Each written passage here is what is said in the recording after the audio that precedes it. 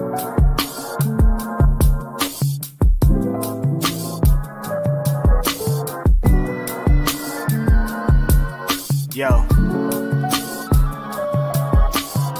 It's Grapsody with Will, Phil, and Reg, trying to keep it real instead of what you usually get from these talking heads. It's Grapsody, we're here to fill the void. 3 black fans, different perspective, got to fill your voice. Coming with the podcast, talking majors, indies in between. Yeah, it's all that, and we're down with Fightful, better fall back. Coming for respect, we connect like a ball bat. No need to double check, these are all facts. You're listening to us talk raps.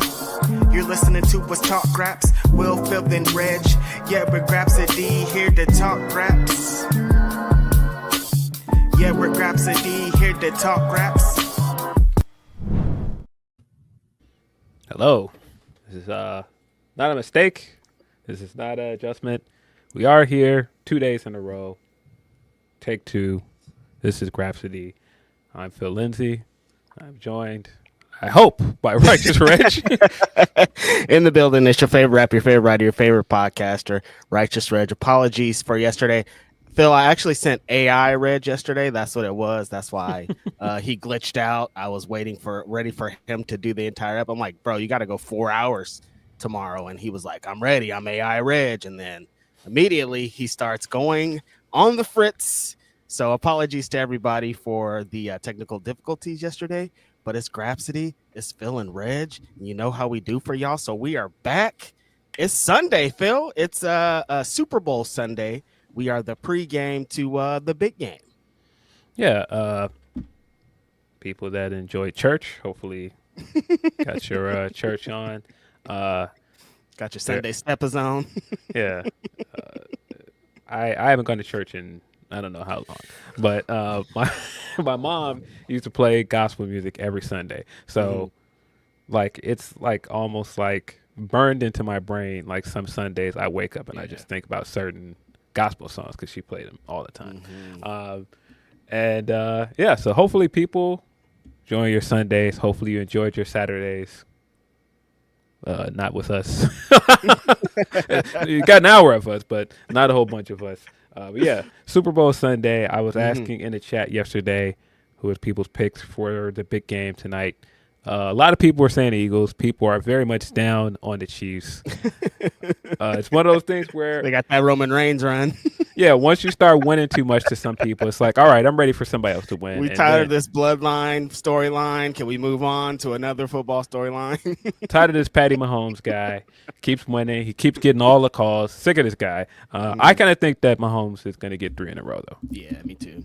He's like just locked into something different. Like the whole season, it was just like, we're here to win. There's no shenanigans. There's nothing. It's not going to be focused on Taylor Swift this whole time. We're just going to go in here and destroy it. And that's what's happening. It feels like they're coming to win another Super Bowl. Yeah, definitely feels like it. But we'll see. A lot Philly's definitely down. They're riding, brother. They're ready for this. Yeah, I was saying Gilly has been everywhere. He's big hat. He's basically turned into Dancing Homer. He's just like everywhere dancing now. I saw him at the rally. Shout out to him, man. He's been having the time of his life. When they won the NFC Championship and he was in the locker room dancing, really, really funny stuff. Yeah, I watched a clip of some sports thing. They were like, who's this guy? I don't know who he is. They're like, he's become like the unofficial mascot more than the mascot of the Philadelphia Eagles at this point. They're like, he's taking his neighbor to the Super Bowl and all this crazy stuff. I'm like, Gilly has transitioned into something crazy. It's crazy, Phil. I was watching this clip of it was 50, Wallow, and Gilly. And so Gilly's 50's talking about, or Wallow's talking about how he used to write raps or something, and for Gilly, and Gilly wasn't really that dope, and that he wasn't really going to be signed to G Unit. And 50 was like, nah, Gilly was that guy back in the day. Like we were after him to like, because he could spit. He was the spitter of Philly. And somebody on their squad, on Gilly and Wallow's squad, in the background, you hear him go, "You used to rap?" And it's just so crazy that like he's on the he's like in his squad on his show working on this podcast, and he's like, "Wait, you used to be a rapper?" Doing my guy dirty, man. doing him hella dirty. But, yeah, it's a big game tonight. Also, big Super Bowl show. The big Kendrick victory lap of 2025 is not stopping at the Grammys. Cali boys are up, baby. Right after sweeping the Grammys, winning 5 Grammys, heading into the Super Bowl. What a week. Super Bowl halftime show. Very excited for it. I listen to TV off constantly, so I think that's going to go crazy. Yeah. I'm sure the biggest elephant in the room is how much of Not Like Us is he going to play. But the fact that it rang off at the Grammys kind of tells me that we're probably going to hear it here. I mean, I just still can't get over him walking up there in a Canadian tuxedo as a room full of his peers are singing the words to this song, dancing on Drake's grave. What? Taylor One of the wildest Swift's things dancing we've in the seen. background. Somebody's like, look at her flat back. I'm like, y'all are crazy. Beyonce's dancing in the background. I'm like, yo, this is. If I was Drake, I'd be. He's of course doing his diary of all the people he hates right now, but He had to be crying in the club, Phil. That's crazy. Yeah, I don't know how you come back for this if you're Drake. He came up in a Canadian tuxedo. Like, this guy's diabolical, Phil. He's not a regular human.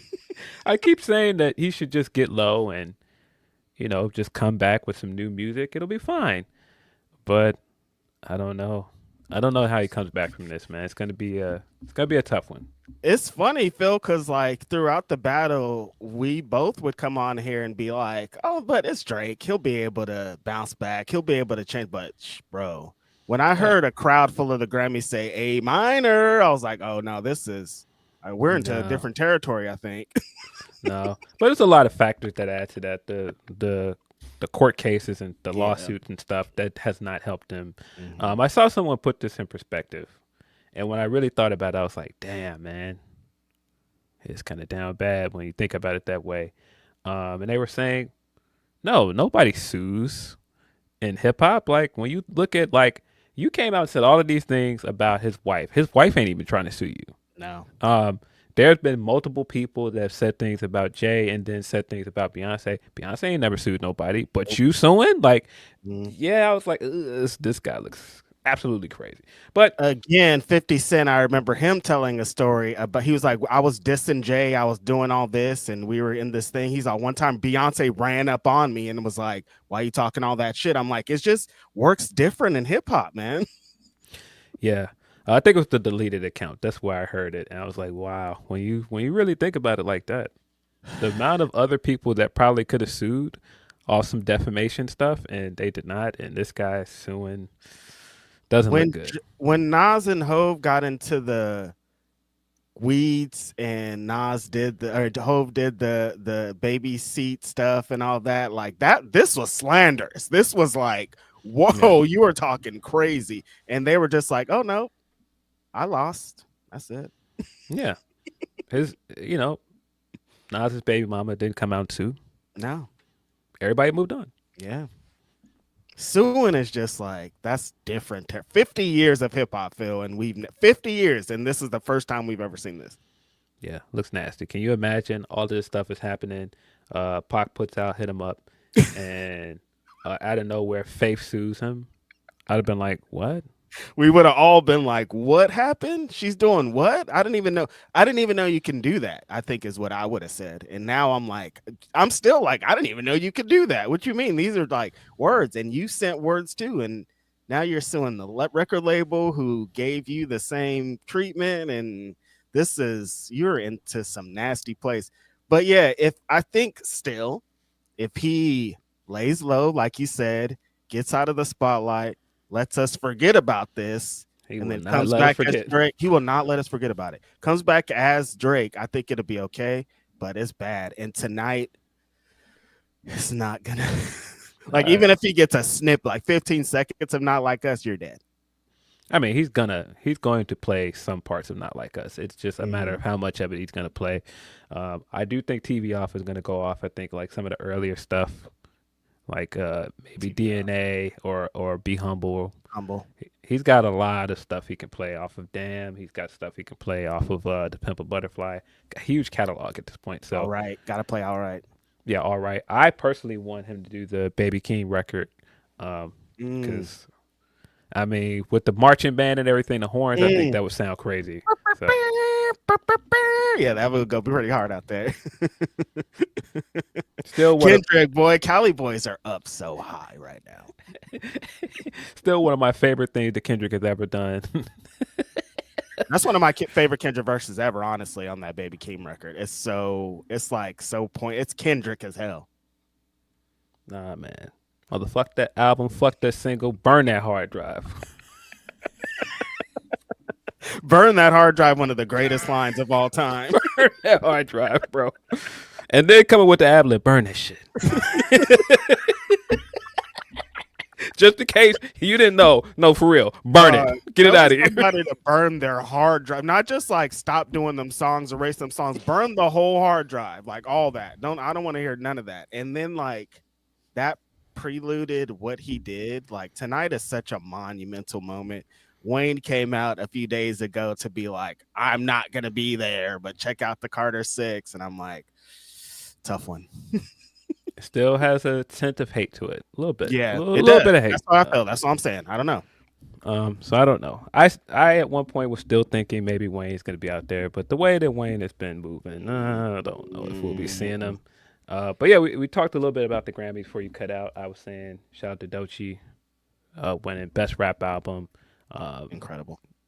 That was cool to see. Cool to see Beyonce get her flowers. I continue to feel old because her daughter is like a teenager now and she's really tall. She's like 5. I don't know when this happened, but yeah. She is Hove and Beyonce's daughter, though. I will tell you that. Like, you can't, like, that's theirs. They did that.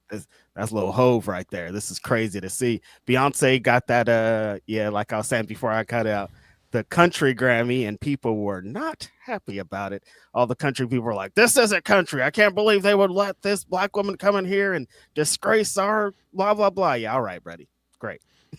Yeah, Shabuzi didn't win, but I saw his name all over this thing, nominated for Best New Artist. Was on the Beyonce album. Shout out to him as well. Yeah, shout out to a lot of artists. Taylor is having the time of her life. One of the funniest things that was not Grammy related, I guess it was around Grammy weekend. Have you seen this video of Janelle Monáe cursing out Nelly? It is so funny. I have seen it. It is so funny, man. Nelly thought he was just going to have him a great little Grammy week, thought everybody was going to forget about it. No, Janelle Monáe is going to remind you on the microphone that she wasn't having it. So funny. If you have not seen it, she's on a stage with a band and they're like doing Hot in Here, and it feels like at some point in this she was like, wait a second. Nah, man. Nah. It just starts like going in on this dude. Hilarious, man. Shout out to Janelle Monáe, one of the greatest of all time in multiple aspects, and just adding on to her legacy with the hilarious Nelly rant that we all needed. Yes. As always, send us your super chats. That's the best way to get your messages read on the show. You can also send us humper chats, humperchats.com/Fightful. I do have all of you guys' super chats from yesterday. Yeah, let's run through those. So I'm going to throw some of those on the screen before we get into some of the super chats you guys have sent us here. Mm-hmm. Got one from Van Twinblade yesterday.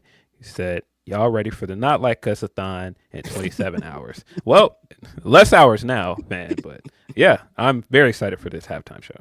Couple of hours away at this point. Not Like Us is the thing that's kind of ringing out for us and we're wondering the most about. But I'm just so happy that, West Coast is going to be up in a New Orleans Super Bowl. People are not happy about that. But Cali boys are going to be very up in the Super Bowl, and it's going to be the most Cali Super Bowl halftime show you've seen in a while. Since like more Cali than Dre? I was going to say since Dr. Dre. Yeah. Dr. Dre was crazy. They had the lowriders out there.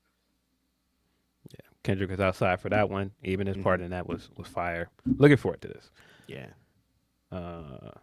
From 13, he says, New Street Profits promo is giving me hope. Mm-hmm. Yeah, they cut a pretty good promo on SmackDown Friday night. It was good. I like the heel turn for them. Hopefully this leads to something interesting. They've been overdue for something. Mm-hmm. I'm not sure why it's taking this long.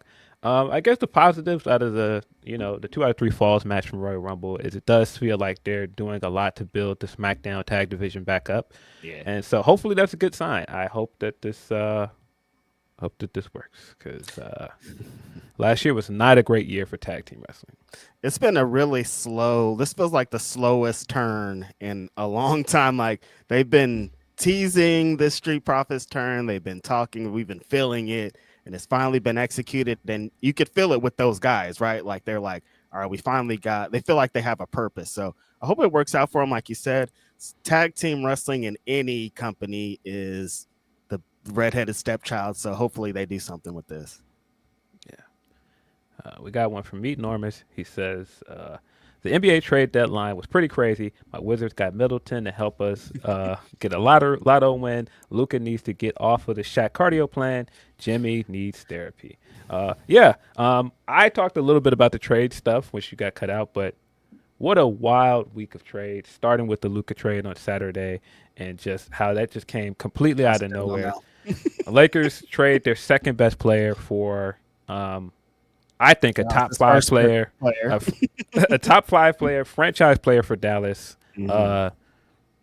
Whatever, like 5 or 6 months removed from an NBA Finals appearance. Yeah, weird. I still don't know what to make of that trade, and everybody's doing it. Little LeBron didn't know. Why would you think he know? And the more and more people do it, it's like, okay, guys, I think that he knew. The fact that you guys have to keep insisting he didn't know kind of tells me that he did know. LeBron didn't know about Luka. Triple H didn't know about the Hall of Fame. Yeah, all these people are just unaware. LeBron, who knows you can't walk Lakers anything without that fool being involved. And he just was surprised as we all were. Yeah, I bet LeBron. Okay. Yeah, okay. You think LeBron James, they would leave anything out of LeBron James's anything and let him think anything about the organization? Come on. Bro, his son is playing on the team. Bro. His son is playing on the team. The guy that he had a podcast with is the current coach of the team. You're telling me they wouldn't tell him, this guy that was his friend that he recruited here, they wouldn't tell him, hey, we're trading this guy. That's what you want me to think. Son and his former podcast host are here now. That's what you want me to think. All right. Yeah, wild though. Like I've never seen. Everybody's been saying this is the craziest trade of all time. So many people are talking about this. People are like, what happened to Mark Cuban? Where you at? What you did? Mark Cuban's like, my hands are washed. I didn't do anything. I'm not here anymore. I ain't there. It wasn't me.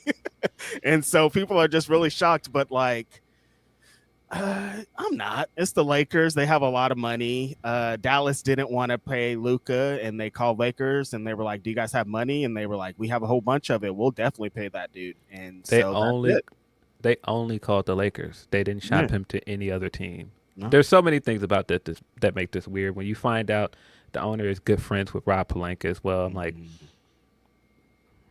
this looks kind of crazy. Because they were doing it. It felt like it was like a text message deal. They were just like, hey, what's up? What are you doing? Oh, it's Tuesday. What you got? You want Luka? Yeah, all right. Yeah, I'll take him. Yeah. All of this is very bizarre, but hopefully it works out for Luka. I'm a big fan of that guy. I'm not a big fan of some of the antics on the court he does sometimes, but I like his game a lot.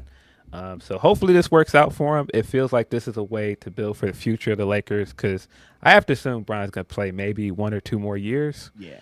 And you gotta do something to, build the foundation for this team when he's gone. And I don't think the AD was it.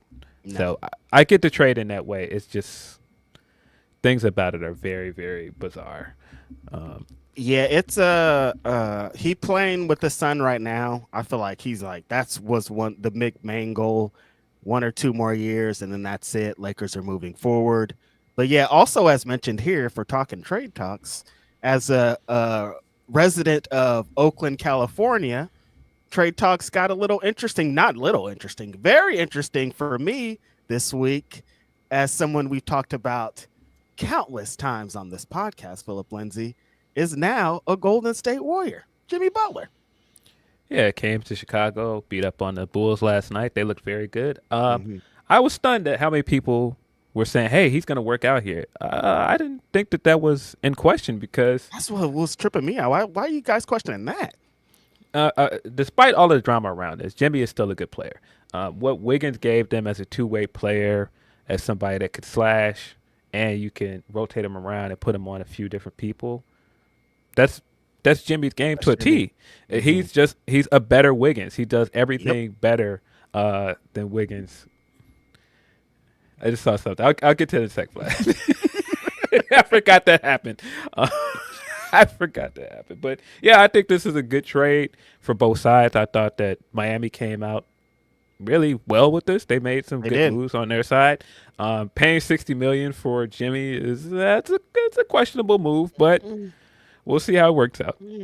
Money's money out here. We're just throwing it. We're making it happen. I think it's exciting for right now. I think the Warriors are gonna have a nice little boost. Jimmy, like you said, regardless of the antics, regardless of anything happening, great basketball player to have on your team when you want to try to win for reals, and he's somebody that's going to try to win for real. Yeah, great basketball player to have, especially when he's motivated, when he's trying to make a point, when he's trying to prove something. Being on a team with Steph Curry that also still has some things to prove for people for some reason. Yep. I think there's a good chance that they could make a push into the playoffs. I don't know how far into the playoffs, but we'll see. The other part about the Lakers thing, they did make that trade, and then they made the trade for Marvin Williams, which looked like a pretty good trade for them as well. They rescinded that trade yesterday because Marvin Williams did not pass his physical. So I don't know what that means. They're going to have to try and find another piece to play the 5 for them. I don't know how that affects what they were planning to do, but we'll see. The other news here is AD. As Vlad pointed out. AD is already hurt. That clip I saw yesterday of AD going off in the first half, I was like, oh, no, they might be all right. He was going off. He got right in the camera, was like, I'm here. And then by the end of the game, he was in the locker room. He was hurt. That shit said non-contact. I was like, hold on a second. He got a non-contact injury. This is I'm like, AD, I didn't want this to happen to you, man. Like you said, Phil, he came out, guns a-blazing, a superhero, killing it. And then by the end, it wasn't like that. I'm like, damn, AD, that's a tough go about this. Like, what do you think? Did he get a raw deal in this, you think? I mean, he's playing with Kyrie still. He kind of did. He kind of did, but also I get it. Because he's been playing really good for them, but also he's not getting younger. You're going to have to pay him another max deal eventually. And for his output, what you want him to do, and this is clearly not working because the Lakers have not been good. Right. So they had to do something if they want to make a run at a championship again. So I get it, but everything about this is still just very bizarre. How this team came together, him just getting ousted, him not traveling with the team to New York, and just randomly he's gone and he's just walking around like, I'm okay with it. I'm cool with it. And LeBron just like, hey, it's a business. I'm just like, this looks funny. It is a business, but it don't work. The business don't work like that for you, Bron. They would never do that to you. That's for damn sure. All of this looks very funny.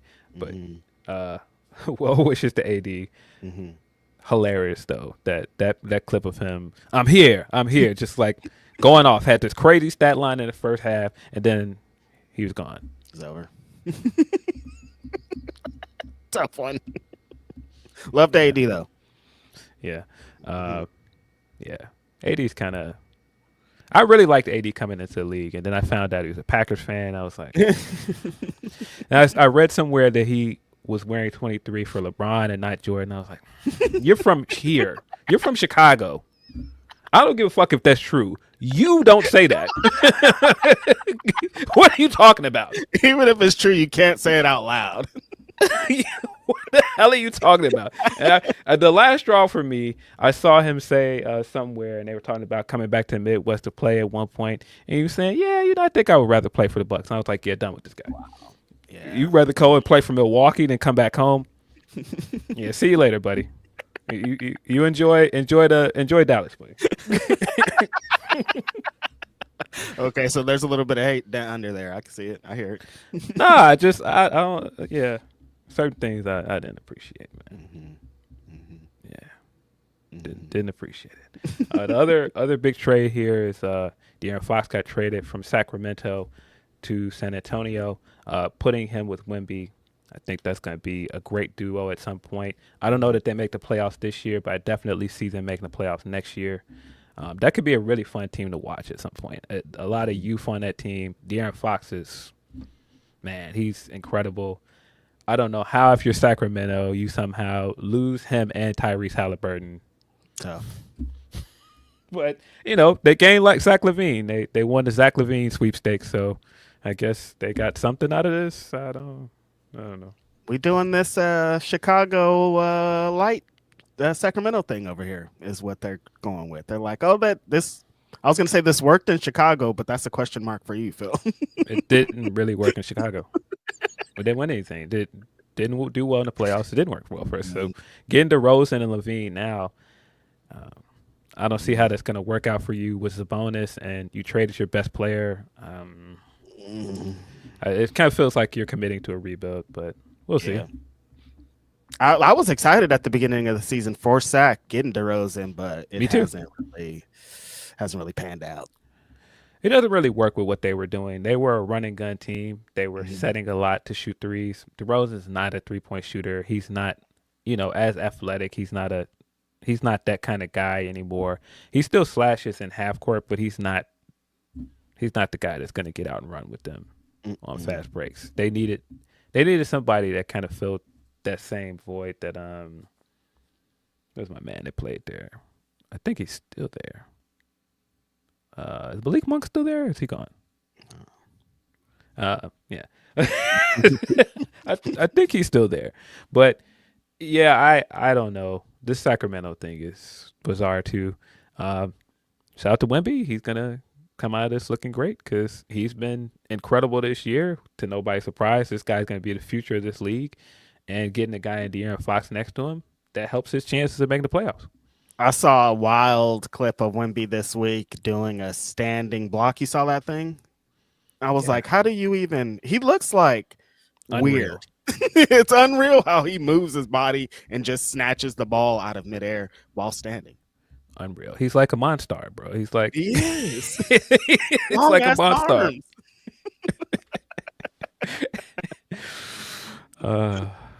Yeah, but very entertaining trade deadline. Sometimes we get to the trade deadline and I'm like, oh, well, not much happened. Couldn't say that this year. A lot happened. A lot of people got moved around. Very curious to see what this is going to be moved for the Western Conference. Should be an exciting playoffs. But, other news is Lonzo Ball got a contract. I talked about that yesterday. Shout out to him. I think people were very down on him coming out of injury, but he's played well. So I'm glad that they actually gave him the contract, and he deserves it, man. Good on him. There was a tough road that he was fighting to get to this position, and he really worked hard to earn it. How about his bro though? Yeah, Jello is out here getting the Wayne feature. Not a meme. People are trying to make this song into like a gimmick and meme, but now, man, he's outside, bro. He's getting a Wayne feature on this song is crazy, bro. Yeah, no, people don't understand. Like, it's not the prime Wayne, but it's still Wayne, and he still can rap at a very high level. And getting a feature isn't some light thing, so that's crazy. And this is like his fifth or sixth, not that many songs since he's done in his life, Yeah, insane. We got one from Van Twinblade. He says, "Hey Drake, to quote Radiohead, you do it to yourself." Yeah, he has done a lot of this to himself. Say Drake. It's gonna take him a long time to live down. Like, come on, drop. Yeah, I guess you were doing all that because you didn't have anything to drop. Turns out he had a lot to drop. He had something to drop, and he ruined your life. 5 Grammys off that one song. Insane. Winning 5 Grammys off a diss track is just still. So many things in this battle we've seen, like I said, we've never seen before. And like rappers winning, there's like history behind rap Grammys. We all know the history of Will Smith and Jazzy Jeff boycotting the first rap Grammy that they won because they didn't want to present the award on TV. Going from that to the biggest song in the world for the year was a diss song, and that diss song getting a bunch of Grammys. Record of the year is like, what happened? Record of the year. It's not like getting like best rap single and like the stuff that some of these rappers usually get. Record of the year, dude. Of the year. Song of the year. All genres. Wow. The song you're suing for to stop. That song. Wow. On that topic, Leron Ford says Kendrick winning 5 Grammys is great, but him winning 2 of the big 4 Grammys for Record of the Year and Song of the Year is huge. Congrats to him. Yeah. Massive accomplishment.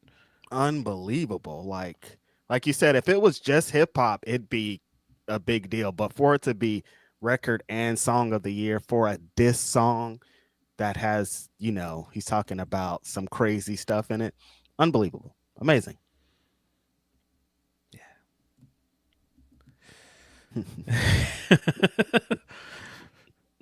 We got another one from Leron 40 says, those folks at the CMAs are down bad after Beyonce won a country album of the year and album of the year. Yeah, shout out to B. Big win for her. I mean, it's Beyonce. She knew what time it was when she was making the record. She has a bunch of awards, a bunch of accomplishments. She's the greatest. Yeah, that clip of her being shot because she had just sat down, and then they're like, yeah, Beyonce. And she's looking around like, me? Hove's in the back making that face like that one video where he sees Kelly Rowland, surprisingly, and he's like, I love that video. That video of him seeing Kelly Rowland is hilarious. No, but then he man, just seeing where Hove is in his life is just so funny, man. He goes and he comes around and he like whispers in her ear and I guess like says congratulations, but also like tells her like her underwire is showing and she adjusts it. I was like, this guy is really a dad and a husband. It's just wild to see. Just seeing him sitting back there, I'm like, many people in the world consider this guy to be number one in the genre I love. I dedicate my life to this. There's people around the world that'd be like, this guy is the best to ever do it. And he's just sitting back, being a dad, being a supportive husband, not acting like the greatest rapper of all time. It's amazing to see. But not even just that. Everything we know about Hove. I mean, the guy used to be a drug dealer. Do you think about some of the songs he's made? Girls, girls, girls. All of these songs that people have like claimed him to be misogynistic and all these other things. And he's got like a teenage daughter and a wife. It's just... He's just supportive in the back, clapping, having a good time. Boy, the times will change on you. From Steve OJ. He says, the Credit Boys were on one to start Black History Month. Reg's WWE rant on Wednesday was fun. Denise broke Twitter with the Tony Storm pick. Lastly, Jimmy is finally gone. Play my theme music. AEW Dynamite opening. Your loss is my gain. One man's trash is another man's treasure, as they say.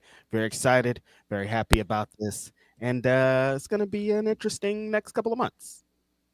Yeah, 2 players I clearly really like in Steph Curry and Jimmy Butler. I want those guys to succeed. I really want Jimmy to win a championship. I've been saying that for years, but I really want the guy to win a championship. It'd be very fitting if he did it here. Very exciting. Buddy. It's going to be a tough road, though. Buddy, when I tell you the basketball world does not want me to have this. Jimmy Butler winning a championship and Steph Curry winning 5 championships. You're ready. Ready. The way people are like, oh, you hate LeBron. Don't let this guy win 5 championships. Oh, my God. I'm going to be with the Jimmy, worst. Be the worst. 5, bro. This guy win 5 championships, and it's supposed to be that guy's era. Yeah. Look at that history again, my people. Yeah. From Margie Love, she says, hey, Phil, the Doechii performance has lived in my head all week. Best performance of the night, in my opinion. Yeah. Shout out to Doechii, man. She did her thing. She's super talented, man. I want to, again, give a shout out to her for just being dedicated to her craft, not really changing anything, doing her on a label that historically has some very high profile releases, and for her to on a label that formerly had Kendrick Lamar to do that and excel is amazing. She's an incredible performer. She has a great career to look forward to. Yeah, seeing some of the cosigns she's gotten, that's amazing for her.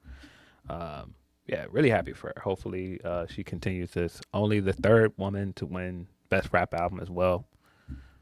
I did not know that. I knew, of course, the two that have already won it, but wow, only 3 women have won that award. That's, great category to be in with Cardi and Lauren. I saw a lot of people saying that they were surprised that Nicki had not won, but some of those albums that Nicki was up against, I'm not that shocked. Yeah. There's some tough years that Nicki existed in when she was on top as the biggest female artist in hip hop, and she was up against Kendrick and Cole and Drake and Kanye. Kanye. Like Kanye that was destroying people for years. That one year she was up against Kanye and Watch the Throne, there was no way she was winning. Can't win. Nobody was winning that year. From Brian Anthony Rivers, he says, laughing my fucking ass off at the NFL catching feelings over NBA still in their spotlight. Hey, man, it's a basketball household over here, so. For real, straight up. I'm like, what? There was a game. There's a big football game. I'm trying to watch some more basketball. But yeah, they definitely outshined what should have been all Super Bowl talk this last 2 weeks. And I think it's an amazing thing to see. It's double over here too, because the All-Star game's happening next week in the Bay. So like we're all just like, basketball's happening, you guys. From Haywood's over there, he says, House of Glory next show is going to be very interesting from a commentary side. Yeah, I keep forgetting he's on commentary. And this guy said some things about, of course, mentioning that Mercedes is making her first independent wrestling appearance in 13 years, I think they said, on House of Glory Wrestling. They didn't announce if she's going to be wrestling or what's going to be going on. I would assume she's going to wrestle. I would hope so. This is very fitting, though, because her OG is, of course, one of the owners of House of Glory Wrestling, the Amazing Red. I skeeted. I love it. I skeeted that I want them to just do Amazing Red versus her. Like, that's my dream. I don't know what they're going to go with, but fuck it. I'm sure she's wanted to do that match for a long time. Yeah, I would love to see that.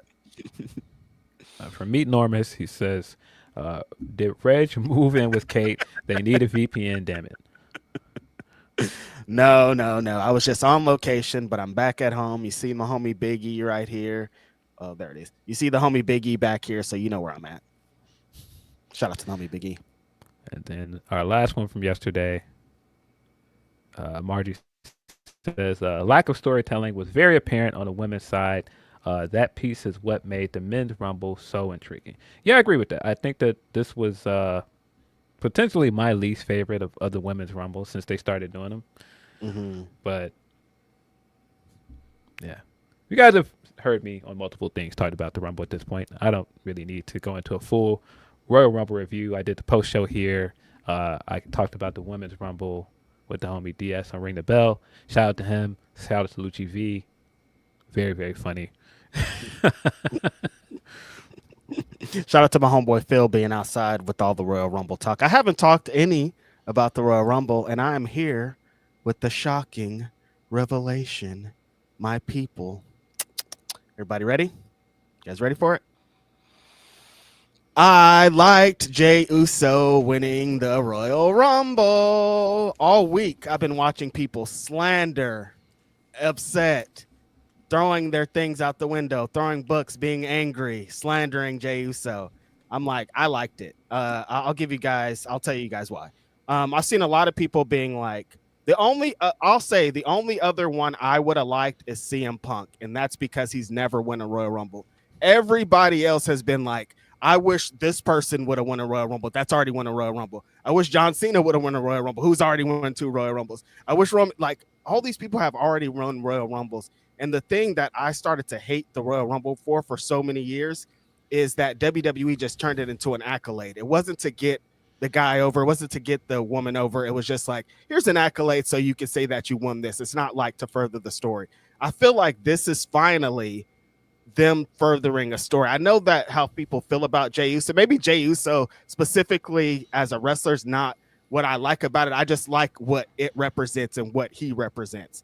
Like, it's a new, refreshing person, somebody we weren't expecting to win, someone that's super over, kind of what the Royal Rumble used to represent. Like, he's going to go on, have this match, and you know, the journey into WrestleMania is going to be a big deal. People are going to be insanely over and into him by the time he gets to Royal Rumble. I do understand people's reservations. The matches that he's had with Gunther haven't been the best. He has one of the worst spears in wrestling. Like, there's a lot of things. I think back to that match with Jimmy at WrestleMania. I'm like, if he's given the ball, I don't know what's going to happen, what's it going to lead to. But I do like what that represented, as in, this is a new thing. This feels different. And that's also why I hated the women's Royal Rumble match, because it was everything that the opposite of what I'm saying here. They're like, we need an accolade for Charlotte. Give her a thing. It's not really representing anything. It's just another thing to add to Charlotte's resume. But as the men's thing, I really did like the Jey Uso thing.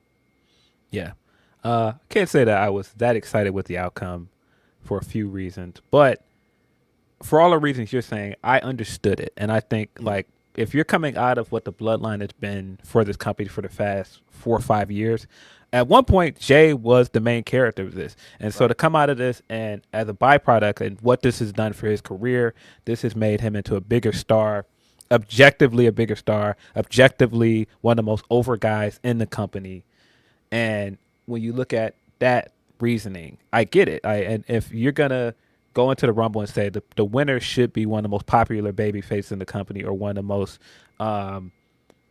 the most effective heels in the company, I get it. And when you see the reaction to him after he won, just how loud that crowd got, him standing out there with his son, and how cool all of that stuff was. What a great moment for him. Love to see that for him. Your boy had to let us know. You know what I was laughing at? That he was a part of that, of course. Send him out. Record me saying to send him out. Yeah, but I think on that level, I think it was really good. I think, like you said, getting somebody new in there and what this represents for Jey, I get it. You have got to give him the win now, though. You cannot do all of this and give him the Royal Rumble win and then go to Mania and he doesn't win. You've also put yourself in a bit of a corner, because I don't think that Gunther versus Jey Uso feels like a main event match. But you're also nothing over there.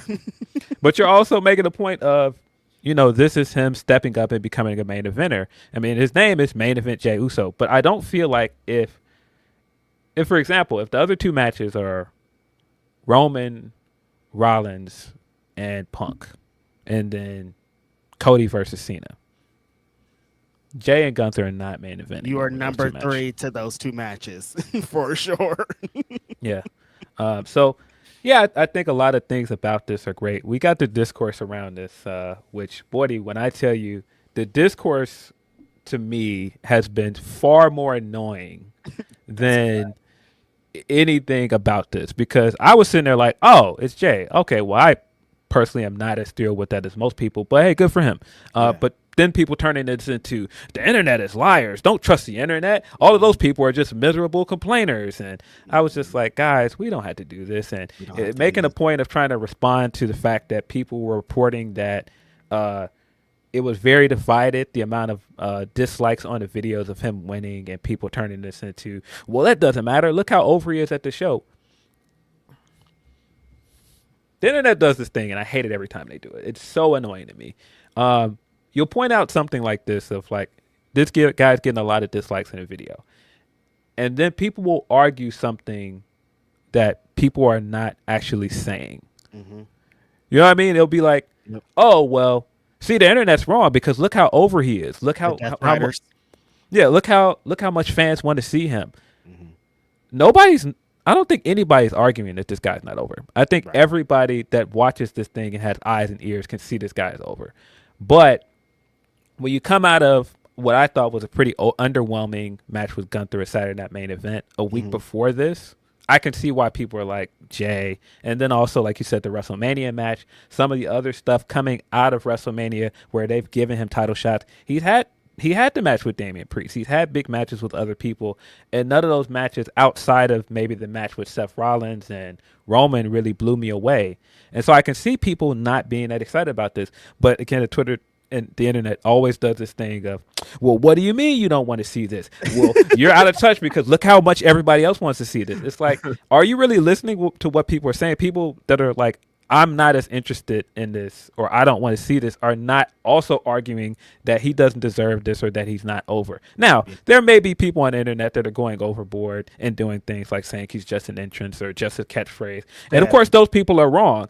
But again, the internet always does this thing where they'll take like a microcosm of what's being said and they'll argue to that point and not the people that have a valid reason for not caring about this. Forget your valid reason. That was the most valid reason to me of we just saw this match like a week ago on Saturday Night Main Event and it didn't set the world on fire. That match wasn't over and people were like, damn, need to see this again. It was like, okay, like that was a match for what's next for these two guys was what happened after it. And so they were trying to storytell and lead it to this is going to lead to Jey Uso getting the big thing. But I did understand people's reservation out for that of like, well, I've been pretty underwhelmed by most things that he's done as a single star. So why is he in this position? I'm thinking more like people, they're getting too deep with it. I'm like, you guys know you're watching WWE and they're like, oh, he doesn't blah, blah, blah. I'm like, all the things you're saying they don't matter for WWE superstars. Dude, what the fuck are you talking about? Yes, that's what I'm saying. The discourse around it, I thought got worse and worse throughout the week. We initially got the whole, well, guys, the internet doesn't matter. Why do they keep saying that? You sure?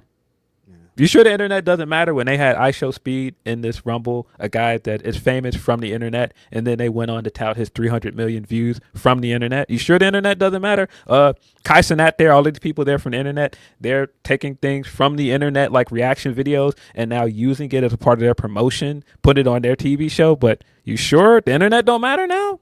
Michael Cole's referencing the internet on Raw every fucking Monday. Like, I don't know why people say that. We all know the credit boy himself, Triple H, is watching and listening and telling you that he's watching and listening. So what do you like? Why does it only half of the time like, oh no, not for this though? Like, what do you mean not for this? I think he's watching everything, right?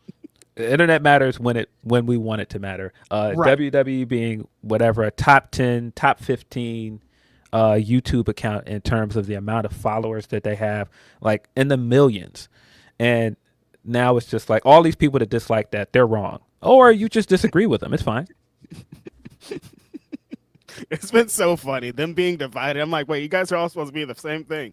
Like, I thought this was, them jumping on the one fact of, because like exactly like the Death Riders thing of like, I don't know, the internet and blah, blah, blah, blah. What about the ratings though? They go up and the fans are cheering. I'm like, but that's not really, it's not what I'm saying though. Like, of course they're going to cheer fucking Adam Copeland and Moxley. Of course, Jey Uso is so over, dude. That's like separate from the point.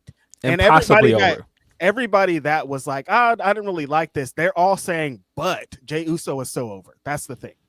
And we all know that. That's why I'm like, nobody is arguing that the guy is not popular or that he may not deserve this. And even the people that are arguing that he doesn't deserve it, so what?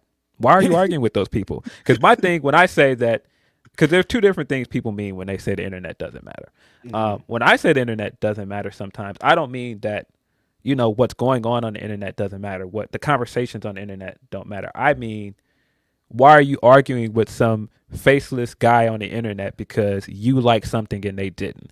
That stuff doesn't matter. But when people then act like, oh, the people that go to the shows matter more than the internet. Hey, last year when they had to change what they were doing after Royal Rumble, you remember why they had to do that? Because there was a big hashtag on the internet that translated to their live shows. Yep. So you can't then go, hey, well, if you don't pay to go to shows, then your opinion don't matter. What? So why do they keep touting all their millions of followers on all these social media platforms? Is what I'm like. If none of this mattered, they'd be like, we don't care about YouTube, we don't care about Twitter, we don't care about Instagram, we don't care about those numbers if this didn't matter. Yeah. The other thing, of course, don't watch Speed on the show of social media because you guys don't matter. Right. The other thing I saw, people were sharing that Dave LaGreca clip of Dave saying 5-star matches don't matter. He connects with that fan base. The audience loves this guy. That's what matters. You can have great matches, but some people that have great matches will never get what he got on the Monday Night Raw after Rumble. I hate it. I hate it. I hate because two things can be true, man. Yep. And I just hate when we do this every time and it turns into, hey, this is why matches don't matter. Matches do matter, man. That's like, stop it. I cannot stand it. Because the biggest thing is if he was having fucking amazing matches, if he set the world on fire with that Gunther match, all this discourse would be way different. Yes. I mean, that's what I'm saying. Two things can be true of, hey, you know, making a connection with the audience and that crowd loving him in the way that they do. That is a once in a lifetime thing. Some people go their entire career and don't get this kind of connection with audience. That is absolutely true. But then when you turn it into all you people that care about matches and you guys that care about cage match ratings and all those things, like why? I just don't understand why we have to do this every time. A story and character is more important than wrestling. Like the wrestling, it should accentuate the wrestling. At the end of the day, it's supposed to get to the match. All of this stuff is to get to the match. I always wonder why I'm getting called dumb in this. I'm like, damn, that was okay. And they're like, you idiots with your 5-star matches, and you like the. I'm like, why? What does that have to do with what's happening here? Always got to catch a damn stray. It's ridiculous. Like, no, again, it's WWE. It's Jey Uso. Like, we know it's not about 5-star match. We know it's about so much more. But don't try to act like that's the reason why. Oh, these doesn't matter when Gunther is about 5-star matches, when the other wrestlers in this company that are about that shit. So what are you saying? Yeah. I mean, I think it helps to build the story of this match. Gunther being a straightforward wrestler and him being very much like, hey, cool, you're over. You come out and you do all of this stuff. You do the yeet chants. They come out and dance with you. Everybody's having a good time. But when that bell rings, you cannot lace my boots. Mm-hmm.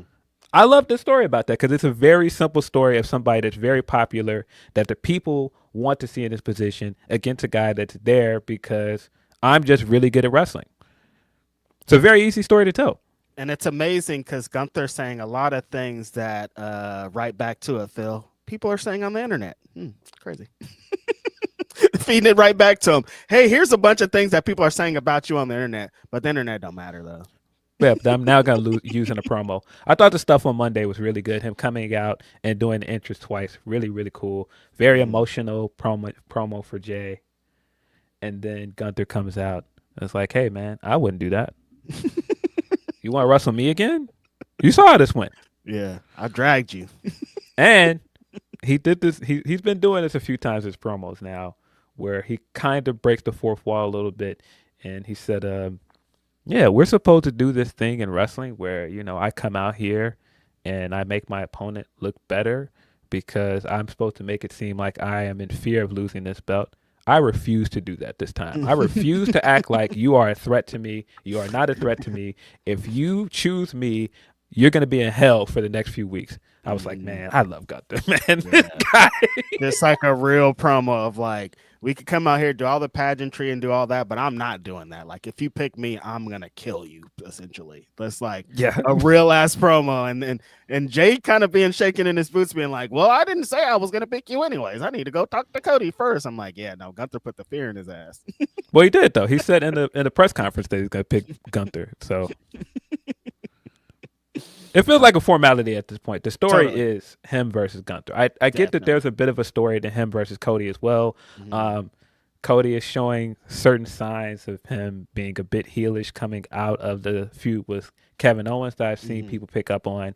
But I still think if you're going to do somebody as over as Jey Uso, you've got to put him against a pure heel, not somebody that's got shades of gray. You don't want to divide your audience. You want that crowd to be universally behind Jey. 100% everybody in the crowd is here to see Jey Uso win that championship, and that's only going to happen against Gunther because if he's against Cody, people are going to cheer for Cody. For sure. no matter what Yeah. Cody's doing. Absolutely. But yeah, that this week of people doing the, hey, I'm really happy for Jey, but also let me spend time telling you all of these people that don't want this, how they're wrong. And it's like, I feel you, but you could just do the first half. Just be happy for Jey. Like if you just celebrate Jey's win with him, even Jey included, I feel like they spent too much times on his interview being like, what about the haters? Fuck the haters, dog. You did it. You won. You don't have to address them in every interview. Like you did it. Yeah, what a year for the guy. Coming out of WrestleMania last year, had the Wayne entrance. We don't have to talk about the quality of the Wayne entrance or the match that came after it, but all of the moments he's had so far, the Travis thing on Netflix, coming out with Quavo, and just everything about this being on my man. Three very popular, 3 of the biggest rappers in the world. You just named, Phil. What Jey Uso. Uso. Yeah, being on with Shannon Sharp after winning the Rumble.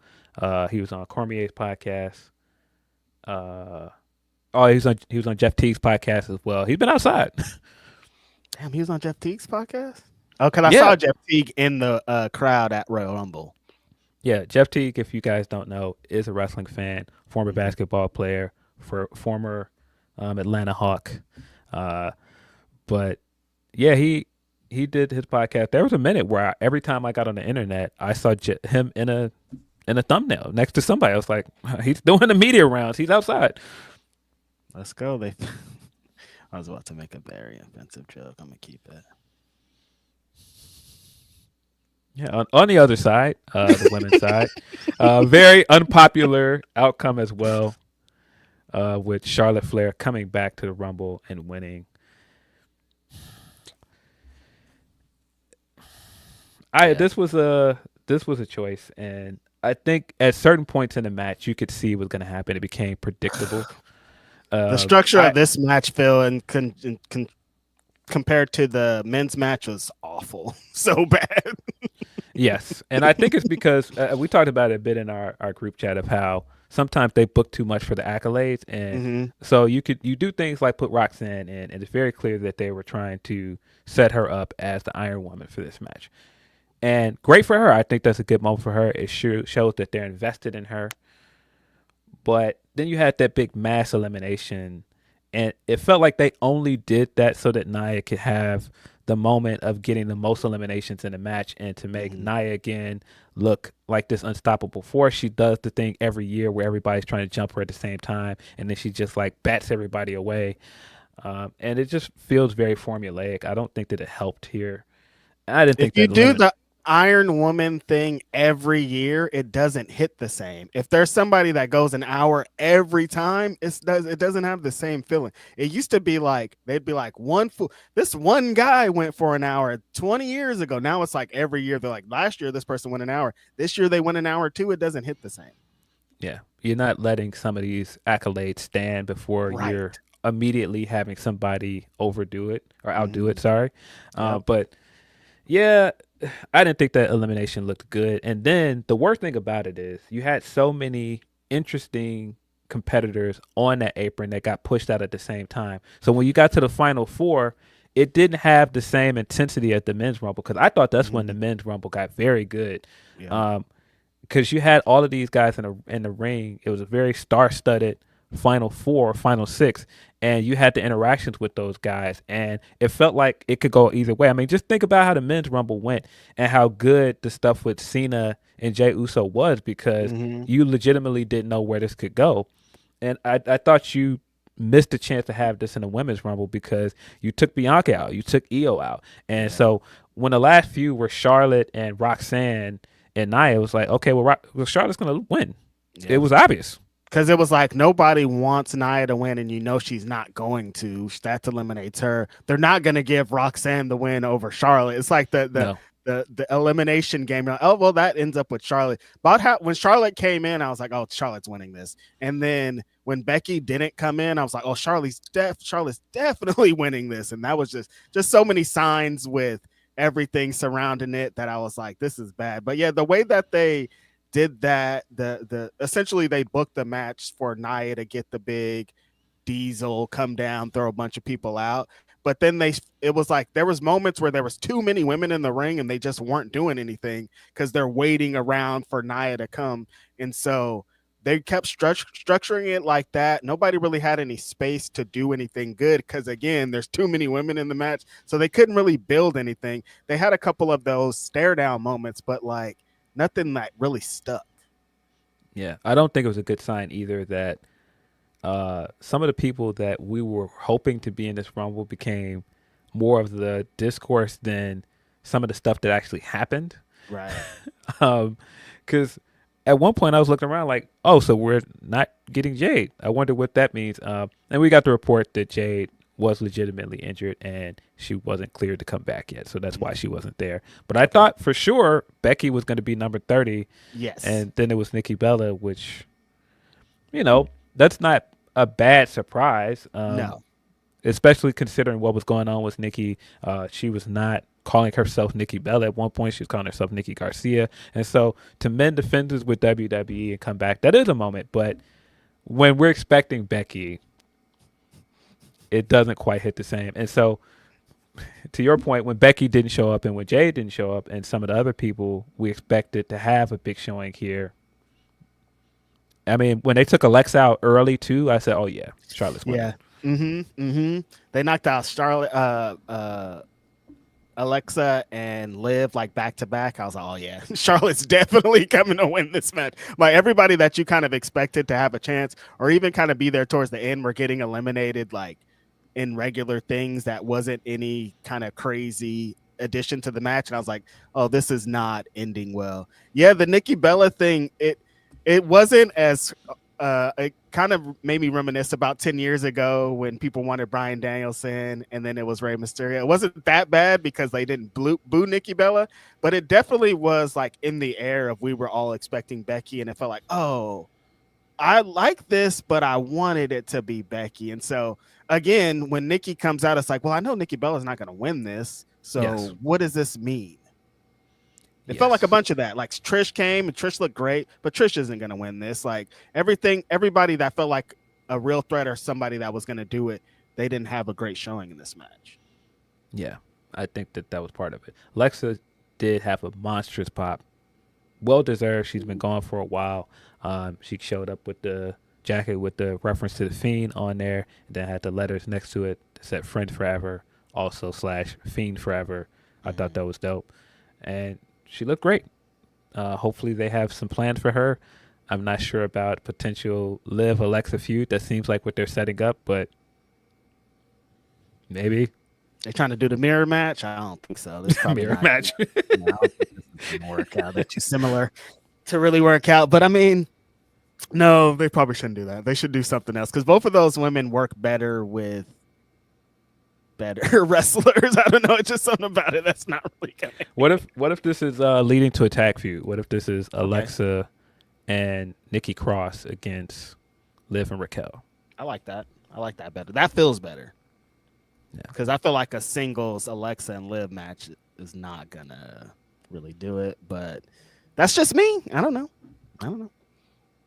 They had some big of those moments though. Like again, Phil, it did feel like the entrance music thing took away. Like the crowd was like, who is this? Like they had to be out. The wrestler had to be out. Finn was like the biggest one for me, is like Finn has this new theme and then he comes out and people are just like, who's this? And I'm like, no, that's Finn. What's happening here? And it made me sad. Yeah, I don't know what they did to Finn's music there, but choices were made. Mm-hmm. I think that's been an issue with the Rumble for the past 3 or 4 years. The music. People are not recognizing the music, and so they don't get the pop that they probably could have. Because I mean, when you look at certain people that came in, you know Trish music immediately. Mm-hmm. I think that's also the thing that helped with Charlotte. Charlotte came down, and she was like, "No, you're going to get this pay-per-view quality entrance. You're going to get all of my pyro. I'm going to walk down. I'm going to walk down with the robe. I'm going to slew foot this thing. I am not running." I'm gonna do my spin a couple times. Like, this is Charlotte. Like, get my low camera angles. Like, we about to do this. I'm back. And I'm about to win. And I'm gonna win. What? No, Charlotte's post Rumble promos have been so Charlotte. She's just like, oh, I knew you guys were going to boo me, but can you also please stop booing me because I'm trying to have a special moment here. But I knew you were going to boo me, though, and I like these boos. Like, I don't know if you really like these boos, though, Charlotte. So she did two things here. I definitely feel like they're setting up the Becky feud. There's several things she did that lead me to that conclusion. When she did that vignette and she said, I don't have to call myself the GOAT. Everybody knows I'm the GOAT. Which I was like, what are you talking about? And then when she won the Women's Rumble, she was saying, of course, I am the first one to be a 2-time Royal Rumble winner. It would be nobody else. And all this time, Becky has been the one going to all these press events and things saying, I want to be the first one to win 2 Rumbles. And so I think that is intentionally done. I think that could be a good feud going into next year. But the thing is always going to be with Charlotte. When she comes back, it always feels predictable. They're going to put her right in the title picture. There is no journey. There's no story. It's just, here's Charlotte, put her in the title picture. And it's unfortunate because Charlotte is good. And I think people want to see Charlotte. When all of this stuff was happening, I was like, hey, I miss Charlotte. But then she won. I was like, of course they did this because they do it every time. So if they hadn't done this thing that they do all the time, I think more people would be into this. The promo that she cut Monday after the Rumble, where she was talking about how hard it's been coming back from an injury. This is the most uncertain her life has ever been. She's like really saying some very emotional and heartfelt stuff, and that crowd doesn't care. They're just booing because they didn't want her to win the Rumble. But so here's the thing. If you had put this vignette out before the Rumble of her saying all of those things, people would have actually heard it, and it would have been something that you could have played off of going into the Rumble. But when you come straight back and just give her the win, and then she comes back afterwards, it's like nobody wants to hear that. It's hard to make her sympathetic when she wins so much. It's what we were talking about with Patrick Mahomes earlier. When she wins so much, and then on top of that, she has the perception of being the company woman, the hand-picked company woman. People are not going to want to be sympathetic for her. It's funny that the person, the head of booking this, he's been in this situation and they turned it around into one of his best moments. In 2001, Triple H tore his quad in a match and it was extreme. But by that point, people were like, Triple H, he wins so much. He's the bosses, blah, blah, blah. He keeps doing this shit. But at the beginning of 2002, before the Royal Rumble, Fool came back on Raw to a massive pop because he had been gone. So people were like, oh, yeah, Triple H, we like him. He has this big, he's gigantic. He's done this. So when he got to the Royal Rumble, people were like, oh, yeah, Triple H is back. He's mean. He's told us what his objective is in this Royal Rumble. If they would have did that exact same thing with Charlotte, like you're describing here, it would have hit way different. Like if she would have did this vignette and people are like, oh yeah, Charlotte's coming back. She has a purpose. She's been through all this. There's some trials and tribulations added onto it. It would have hit different, but she just came back and just took everything like she always does. So I felt like, oh damn, Charlotte's is being Charlotte again. Yeah, you've got the tonal difference of the vignettes they were airing and what she said in that promo. Her being in these vignettes of saying, I'm not going to apologize anymore for winning. I'm not going to apologize for being a winner and being the best and all of my championships. Arrogance is this and confidence is this. And then you come back and go, guys, I had the hardest year of my life. I just want you guys to listen to this part of the story first. And you can boo me. I'm fine with the booing, but just listen to this part first. Like, those two things don't match. They don't line match, up. Charlotte. Yeah. Hold on. No, let me explain first. Like this, don't boo this part though. Like, no, Charlotte, that's not. Yeah, she comes out looking like money. Her fit she came out with on Monday, I thought it was fire. She had all the chains on, had the big puffy jacket. I was like, she just gives off heel energy though. Nobody wants to cheer for that. That's the thing. If you come out looking like richer than everybody, I'm booing you. Yeah. That's how wrestling works. Nobody's going to want to hear that. And so, yeah, this was definitely a choice, giving her the Royal Rumble win. You had to figure out a way to get her back into... Probably the most least interesting choice out of all 30 women. Because like you said, her not having any journey, that just takes away from everything. Like if she would have came back and did the lost to Roxanne or somebody in that last thing, and she was like on this John Cena type thing of like, I'm gonna get there somehow, and I'm gonna beat all the women, blah blah blah, to do it, it would have hit different. But for her to just come back and be like, I'm getting my WrestleMania match because I'm Charlotte and I deserve it, and you should bow down to me. Not really the time when the division has been building the future of it, and then it feels like you're just going right back to what it was. Yeah, you could. That's why I said if she said all the things of how this has been the hardest year of her life and all these things, and you did this vignette of her saying, "I don't know that I could still compete at the level that I did." This was very eye-opening for me at this age. I don't know how many of these I still have left. I don't know what any of this means, but I'm a winner, and so I'm going to come back and I'm going to win the Royal Rumble. Mm-hmm. That's way different than what we got. The packaging of this could have been so much better. And the vignettes that they aired were very well shot, but like this having the tone shift from that to, hey guys, hey, I just want to tell you just how hard my life has been. I don't think that works, man. I felt a little bad for it because I was like, man, they are not trying to hear this at all. They're not listening. They don't care, Charlotte. They do not care. You could give up every detail of what happened, and people are pretty aware of what happened. They don't care. They don't care what you're talking about, dude. They are mad about what happened yesterday, and there's nothing you can say out this promo to change their minds. Yes. She did the thing where she went to all the shows. She had the Rhea thing where Rhea's now acting like, I need this match with you. Why? You've proven that you can beat her at WrestleMania.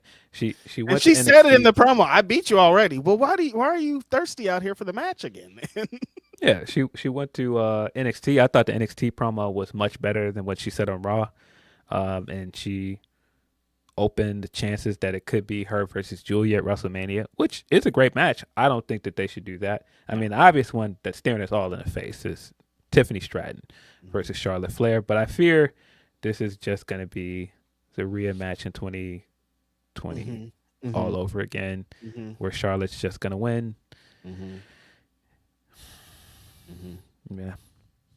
I felt like this is the match that I kind of expected them to do without Charlotte winning the Royal Rumble. So I was like, okay, this makes sense. But we're already into that problem of what you're saying right now of like, oh, we're just waiting for Charlotte to win the belt at Mania. And that's not what you want out of this. Like, you want it to feel like Tiffany's going to go and do her thing. And I don't know, just like Charlotte at WrestleMania is pretty hit or miss. It's either like some heat or like the worst decision you could ever think of. Every time I think of Charlotte, Asuka, every single time I think of Charlotte, I think of that Asuka match. I'm like, that was such a terrible idea. I mean, the matches themselves are usually good. Yeah, the matches are good. It's the finishes that usually destroy. But Charlotte at WrestleMania, man, when you look at all the people she's beat at WrestleMania, Rhea at her hottest peak, beating her at WrestleMania, beating Asuka during the streak. She beat Ronda Rousey at WrestleMania. I mean, there's so many people that I don't know why they did that, but that's why I'm like, oh man, I feel for Tiffany because you had this run with the Money in the Bank briefcase, and it feels like they could have been building something up with this, and it just feels like she's just going to head into WrestleMania and lose. Teflon Donna, she's back to stake her claim as the top of this division. She keeps letting us know. It's interesting. Like, where's Becky fit into this? Did they just go with her and Rhea at some point? No, it seems like Io versus Rhea is going to be the match. I assume that Io is going to get a second chance to earn a spot in the Elimination Chamber match, and she's going to go on to win it, and that's going to be the WrestleMania match. So Becky, I don't know. Maybe Becky's not coming back until after Mania. I don't know. That sounds crazy. I was legit. That was the most shocking thing out of the Royal Rumble is not seeing Becky. Like, I was like, oh, Becky's coming back for sure. And like for her to not be there was like, oh, interesting. Like that they must. It's Becky, dude. What are you doing? I just don't understand it. I don't get it. Yeah, I gotta have something planned, I guess. I assume people said I was crazy because at one point, my dark horse pick was Roxanne to win the whole thing, and the WrestleMania feud would be Roxanne versus Bayley. Seems more and more likely that Roxanne versus Bayley is a possibility at WrestleMania. It is. A lot of that match was built off of that. They're doing the thing on NXT. It's just they talk about it so much. That's exciting. That's going to be a great match. Yeah. If this were me with the pencil, I think going into WrestleMania, the clear thing to do with what the Intercontinental title means and being a workhorse thing, a lot of technical wrestlers winning that belt, I think Roxanne either going into WrestleMania as IC champion or challenging for IC champion at WrestleMania makes all the sense in the world. That does make a lot of sense. That's a good way to use that belt because Bayley winning that belt and going into Mania as champion is a good look. Yeah. They're in some good position, and they have potential to have like the match of both of those nights if they given time. Because I'm thinking back to Bayley's match with EO last year, and that shit was crazy. Like they went insane, and like Bayley's gonna try to do it again.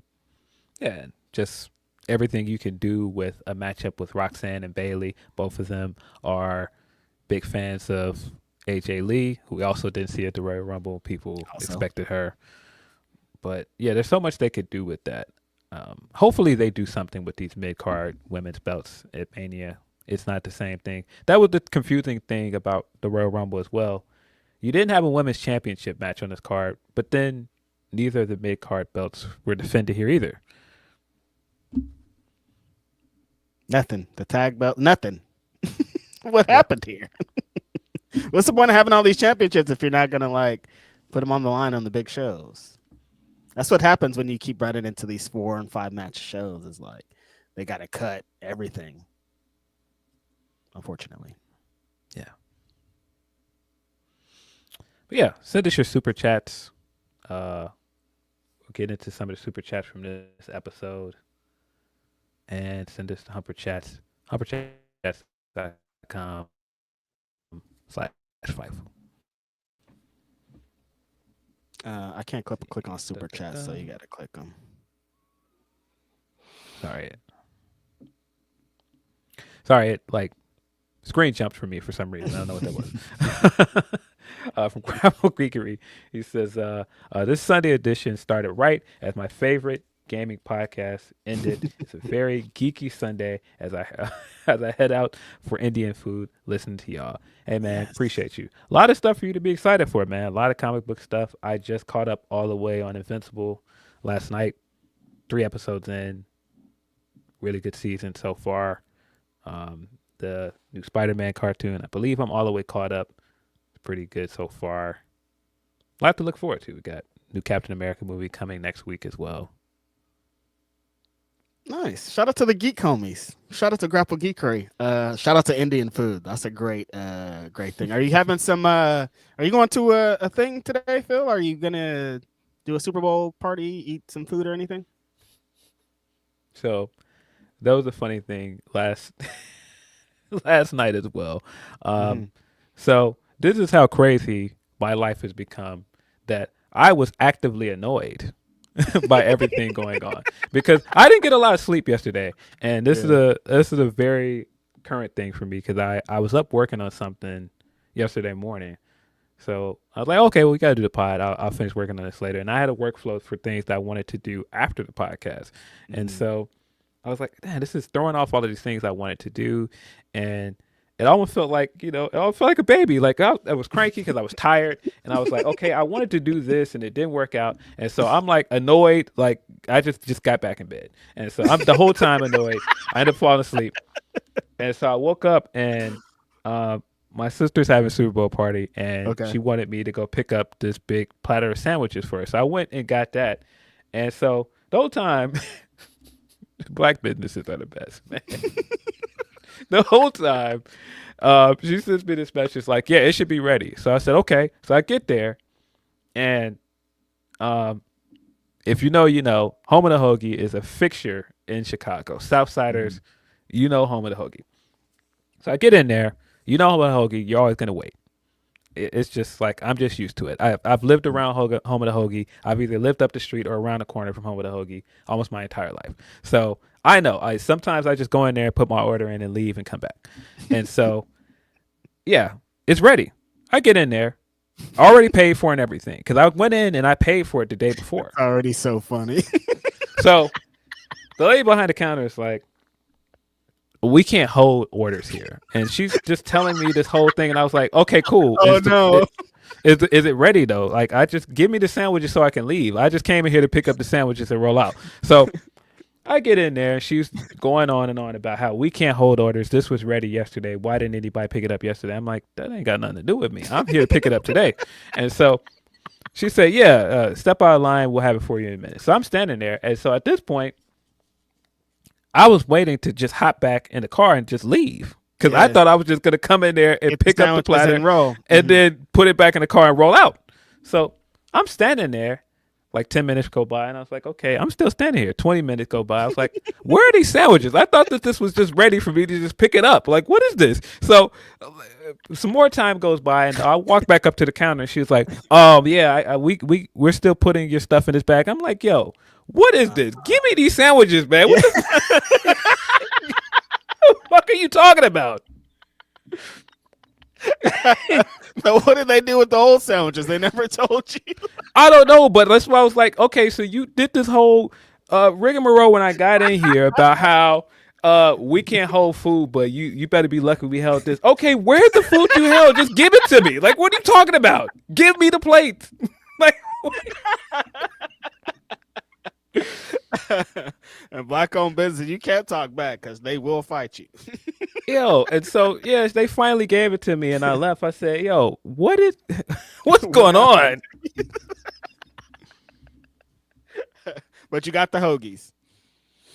I did, but yeah. I knew it was gonna be something because it would have been too much like, right? Oh, it's ready. Just go in there and get it. That's hella funny. From Adrian Carpenter says, happy Super Bowl Sunday. Will Cedric Alexander join the Hurt Syndicate in AEW, or will Big Swole incident play a factor? I don't think that the Swole stuff should play into it, especially because it's not like he's an indie guy that has nothing to do with those guys. He was in the initial iteration of Hurt Business. All of those guys are friends with Cedric. I would assume with this situation, they're probably over there vouching for him. And so if MVP and Bobby want him there, I would assume they're going to go to bat for him no matter what. Yeah, that's kind of how I felt about it. Like, I don't think that's going to play a role when MVP and Bobby Lashley are like, hey, this guy, you should bring this guy in. And they're probably on the other side of Cedric, like, whatever reservations you have, we're here, blah, blah, blah. Like, I think that's a nice bridge to from Cedric to AEW with those two guys. Like you said, him being in the original version. If I were to say something, I'd probably say yes. Like, I'm into it. Like, there's this thing, Phil, that's happening with WWE releases. I guess we're going to get into it here soon. Of AEW can't sign every WWE guy. And it's like, I hate that that's becoming a thing, because then you're trying to act like they can't sign any WWE guys. And like, Cedric has been kind of locked away in WWE, and I still think he has a lot to offer, and I would love to see him in AEW. Like, I understand you, I feel you. It shouldn't be every guy, but a lot of guys it should be, you know? Yeah, I just want to see Cedric on TV. Yeah, that's all. Same here. So, yeah, we'll get into more Cedric talk and, you know, some of the other people that were released in a second. From Volab, he says, Super Bowl Sunday. I don't know. Big love to our Grapsody boys. Yeah, appreciate you. Super Bowl Shuffle. Been a long time since we've been able to Super Bowl Shuffle in this city, but that's a fact. What a record. What a time period. From Will Chisholm, he says, re-watching the Rumble, I'm still tripping that Roman was doing tag work with Penta. Yeah, man. Some of the stuff with Roman in that match was a lot of fun. That part of the Rumble where him and Rollins are inadvertently clearing all these people out and they don't know they're working together, and he turns around and Roman is like staring him down like, this guy. And Rollins turns around, this guy. Buddy, when I tell you I was flipping stuff over, I was like, it is my time. I've been telling y'all, give me this match. Enough. Give me the match. Especially afterwards, all the stuff that happened afterwards, and Roman is yelling at Punk. And he's like, "What? How could you do this for me? We just teamed up a few months ago." I don't think that's how Rumble works, Roman. I think it's every man for himself. But he's like going in on Punk like, "How could you do this?" And then out of nowhere, he just gets clobbered with this disgusting looking curb stomp. I was like, yes, Keep that same energy. You've been saying all the time, this time, I'm not letting you get another championship. I'm not letting you get back in power. Fuck all that. So when he stomped him out, I was like, oh, yes. I've been telling y'all this entire time. Book the match. Give me what I want, man. I don't want this to be a triple threat match. No. I just want them to do Rollins and Roman at the point. Yeah. But I kind of feel like it's going to end up being a triple threat match. I mean, that whole thing felt like the old school way of they used to announce the WrestleMania matches of like these guys get into it after their elimination. Like Shawn Michaels has done it a few times with like Kurt Angle and with Undertaker. And this felt like that's like, okay, they're focusing on the three of these guys. I feel like if it was just going to be a one-on-one match, one of the guys would have powdered out. But both of them, all three of them were like, we're into this and the Rollins thing. But yeah, that's what, again, in the women's match, it didn't feel like they had moments like this of like, what's this leading to? What's going to come out of this? Yeah, we got a few, but not anything nearly as interesting as the three of them getting kicked out together and all of that pull-apart stuff outside between Rollins and Punk, and Rollins just trying to stomp this man's head in. Really, really great stuff. I was just like, man, 3 years removed from the 2022 Royal Rumble match where I've been saying since then, hey, man, is he going to get his rematch or what's going on here? And so for him to still be upset about it after all this time, or for him to be still upset about what he was doing as world champion, he's like, nah. I ain't trying to hear none of that. I'm sick of this guy. Mm-hmm. I loved him being on I can't remember who he was interviewing with. He was like, yeah, I love Roman. I was like, no, don't get this twisted. I love Roman. But, you know, if it's me or him, it's me. I was like, listen, WWE, man, I get it. You probably could find something else for Punk to do. There's probably some other cool things for him to do around there. I don't know. As long as it's not the Logan Paul match. I don't want to see that. But Rollins Roman, that is the match, man. Book the match. Yeah, I don't. I think that triple threat matches they get so. But I feel like they're gonna make this one work with what's going on. No championship's gonna be involved. That's also an interesting thing if they do it. So there's some things that happen here. Your boy Rollins, you saw him. They asked him about, he was in the news this week, about if WWE and AEW did a Luka and AD trade. And he said, oh, yeah, AEW doesn't really have it like that, essentially.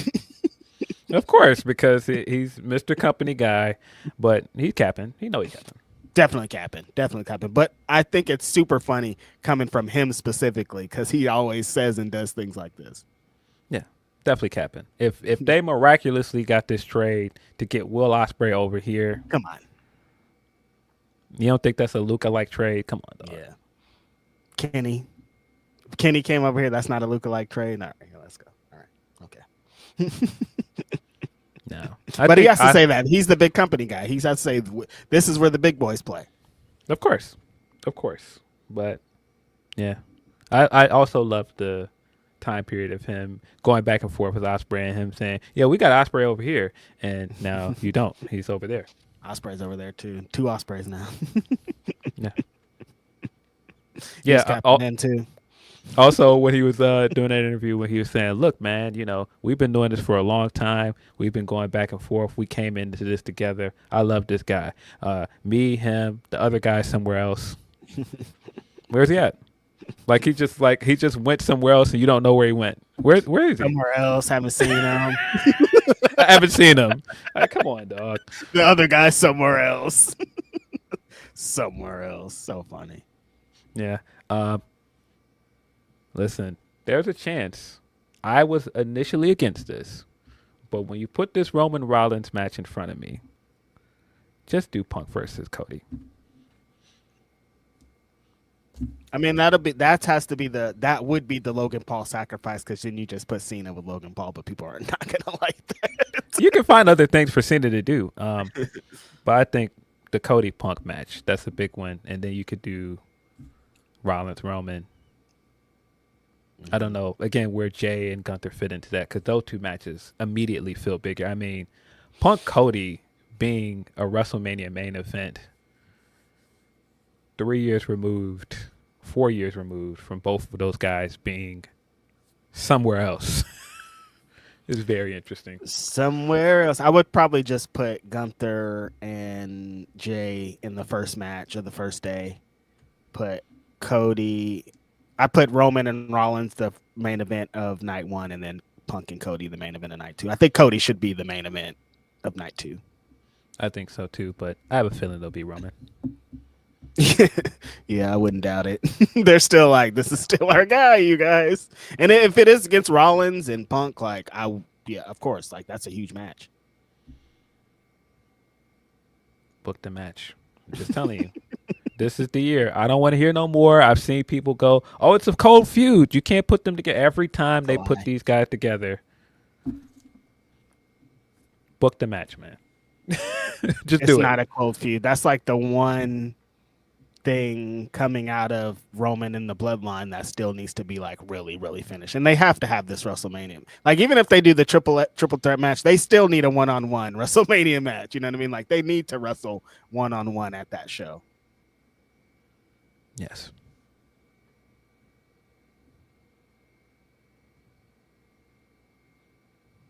From Shottown Spurs, he says, blessing in disguise on the episode delay because we can talk about the amazing Collision episode last night. I was very busy last night. I saw some of it. I didn't see the whole thing. I watched all of Collision. I only really loved one moment. Brian Keith wrestled Bandito, and upon Brian Keith's entrance, he had a little song that I've heard before, but I haven't heard in a really long time. Came out to that Bad Apple theme. Righteous Reg's voice was heard on Max. I was watching it on Max being like, damn, that's my voice on Max. That's crazy. Like, I don't know, man. Just amazing. Yeah, I got to watch that back. I was excited. That was a good show, though. Match. Yeah. The Ricochet and Bun B segment was really good. Yeah. I thought that was great. The way that they integrated Bun B in here in Houston, I thought that was very smart. And Bun fit in, man. I think that the great thing about how AEW uses rappers sometimes is you get these kind of moments out of it, like getting the Rick Ross accusations thing. I feel like that's the way to do this instead of just having them come out and then just stand next to somebody. Like, it's a cool moment, but also integrate them into the show in some way. Mm-hmm. Yeah, it feels so good seeing legendary hip hop. Seeing wrestling and hip hop crossover is great, but seeing like somebody like Bun B hits even harder. In Texas, he gets to put over his Trill Burgers. Like, I was like, this is amazing. Yeah, he's been there before. Showed up before with Swerve at All In. I have to assume he's going to be a part of All In Texas as well. He should be if he's not going to be. Invite Bun out, bro. He better be. Speaking of Ricochet and Swerve, they did a little angle on the Defy 100 show on Friday night. Shout out to Defy. I think it was 100, maybe more than that. Shout out to Defy Wrestling, who has been destroying it. Swerve has been a fixture in Defy for their entire existence. Former 2-time Defy world champion. They did a bit where Ricochet trolled the audience and came out to Swerve's music with the Jimmy Rave Prince Nana robe. And then Swerve ended up pulling up on him and getting some stuff before Ricochet got off. Love this bit of them doing the angle and different companies, expanding it. It feels deeper than just what's happening on AEW. Feels like there's so much more story still to be told. Like, this is really dope.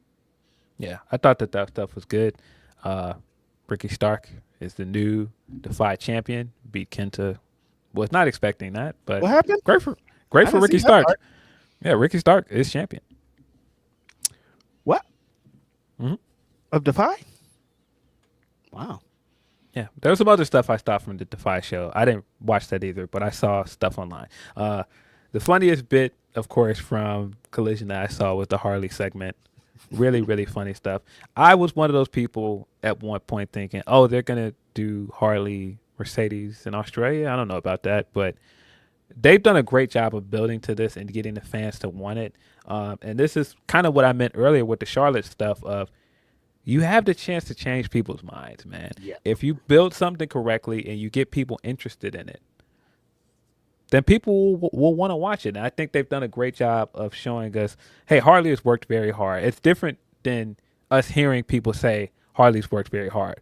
But seeing it in motion, seeing that she's worked very hard and how funny these segments are, how entertaining it is, you could definitely tell that Mercedes wants to work with her. And Mercedes doing the things like her doing the puppet backstage on Dynamite this week. And Mercedes just walks up with that look on her face like, get this puppet out of here. There's a great pic from last night of the puppet on Harley's back, and Mercedes is looking down at it like...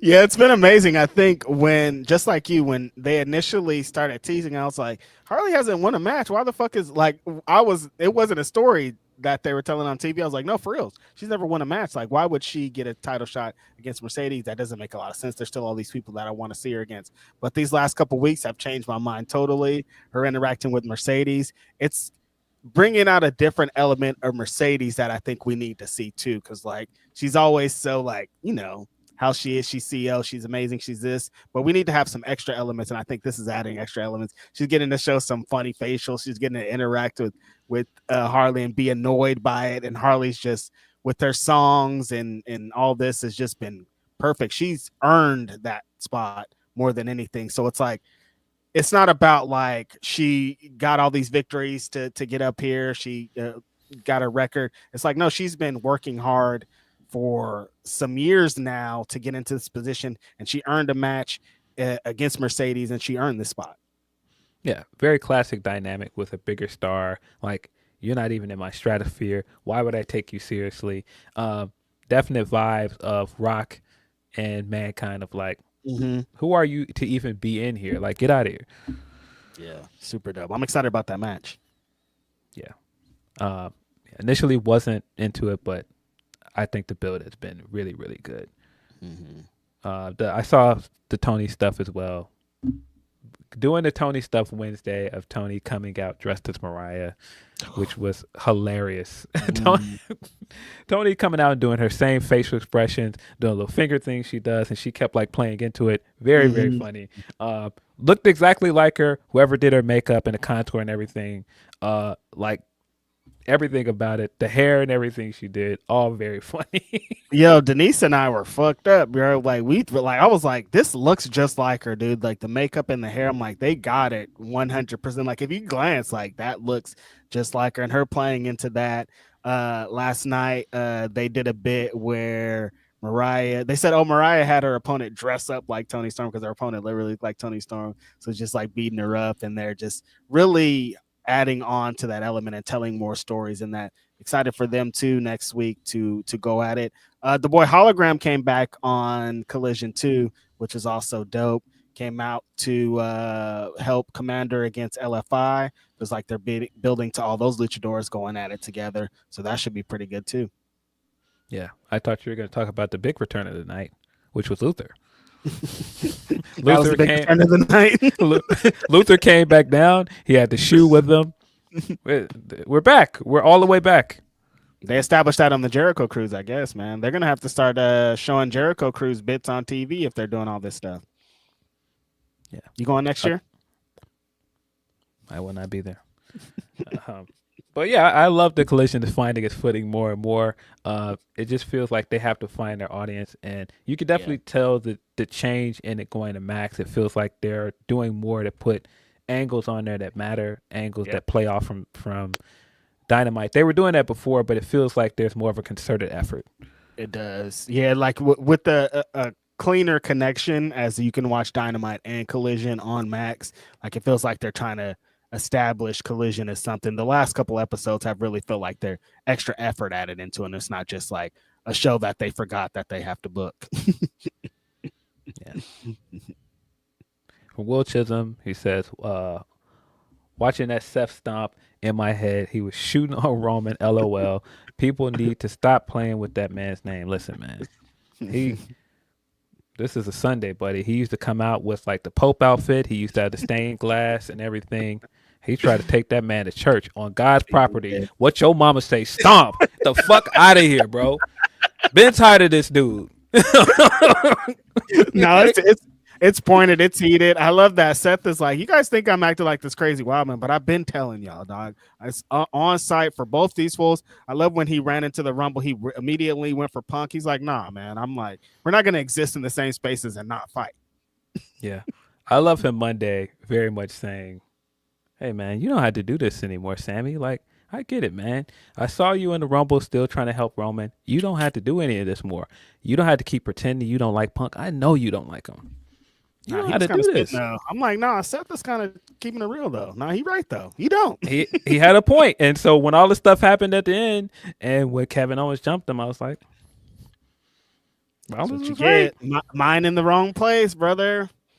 Rollins was right. I know they've done it a gazillion times, but if it's Seth and Sami and Kevin again, I'm in. I'm all in. Let's do it. Do it 1,000 more times. If it's at WrestleMania, I love it. It's amazing. Yeah, they're very much teasing. Was the other one? Was there fans at the other one? Which one was that? WrestleMania was that? Was that WrestleMania 37? 7? Was it 7? The one with the ship. No, he wrestled Rollins that year when they had the ship in the empty arena. That was it. Okay, the next year was Sami and Kevin. Okay. Yeah, I think it was WrestleMania 37, if I remember correctly. Okay, that makes sense. But yeah, I want to see it again 1,000 times if that's what we're building to. Because it feels like that's what we're building to. There are hints of Kevin Owens turning heel as well, of him just joining Kevin Owens. I thought that was one of the best things from the Royal Rumble match. Kevin Owens taking these disgusting bumps in this match. Very fun ladder match. Cody in a ladder match, man. In these singles ladder matches, he's been phenomenal. I thought this was a good ladder match, but all of this stuff at the end of Sami coming out legitimately concerned about his friend, and then in the background, Cody had both belts up like, fuck you mean? I won. Why y'all still got the camera on him? I swear at one point when Sami's over Kevin's bloody dead body, Cody goes, hey, Sami, look at this. And he has the two champions. Telling a man, look at this while you're over your best friend's dead body is so funny. Hey, Sami, look at this. Yeah. Like, nah, Cody was awesome. I love the optic at the end of Kevin Owens being like bloodied and hurt after taking this nasty ladder spot off of the commentary table, and Sami's trying to attend to him, and the whole time Cody's like both hands up, both belts like the Messiah or something that's risen. Cody was talking a lot of shit though. He kept being like, I told you, he wanted it. He said he wanted to do this match and I gave it to him. Kevin's got to stop doing that fucking the ladders up and he takes the backdrop right onto it. Like, dude, that shit makes me uncomfortable.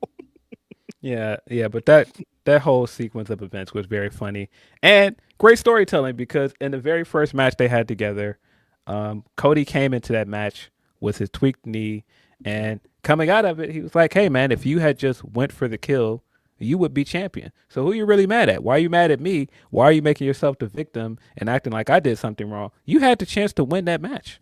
Mm-hmm. And sure enough, here, he was like, man, we're friends, but if it's me or you, and I'm trying to be champion, no, if you're hurt, I'm going to go for the kill. And that's exactly what he did here. Like, I'm not playing with you, bro. Like, if it's me or you got to go. I'm champion. I'm not about to give this up for you.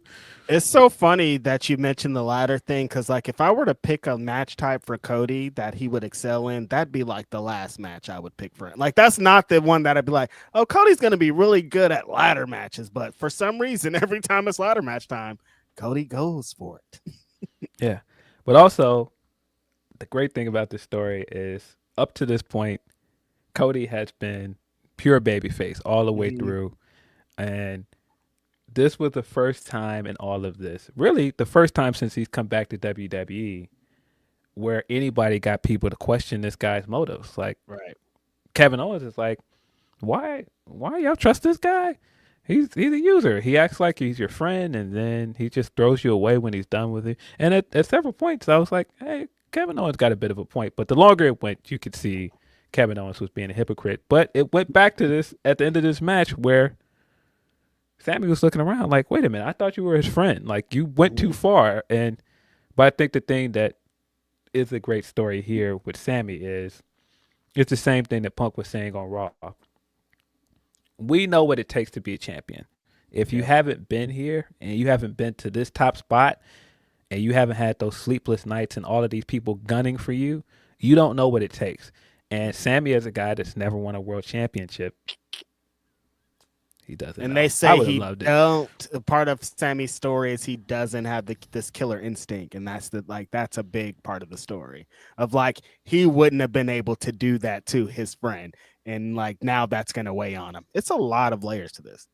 Yeah, which is why I saw someone say if I didn't want Jey Uso to win, who did I want to see win? After that visual of him holding Kevin Owens in the background, Sami winning the Rumble. After all of that would have hit so hard, man. Wait, what if Sami wins the Elimination Chamber? Well, he's going to get another shot at it, but I don't think he's going to win because, of course, he lost his qualifier match on Monday. That's right. Then he got pile drive afterwards, which leads me to believe he's probably going to be out for a while. So I don't think he's going to be in the Elimination Chamber. If I had to guess, I had to guess in Toronto, well. No, actually, I'm wrong. I was going to say maybe you do Sami versus Cody there, but I forgot what happened at the end of SmackDown. What happened at the end of SmackDown? Oh, I remembered. Why are they doing that? I just remember the visual. I'm like, oh, no, not that. Just stop, please. Just stop it. What happened to Jacob? Where was Jacob at? Well, I think what's going to happen, I think Solo is either going to lose again or he's going to fall short in some way. And that's when Jacob's finally going to add enough and he's going to kick him out. That's going to lead to Jacob Solo probably at WrestleMania. But we don't need another Solo Cody match to do that. We could have got there a way different way. Stop it. Nobody wants to see that at this point. Cody don't need to be mixed up with Bloodline shit at this point.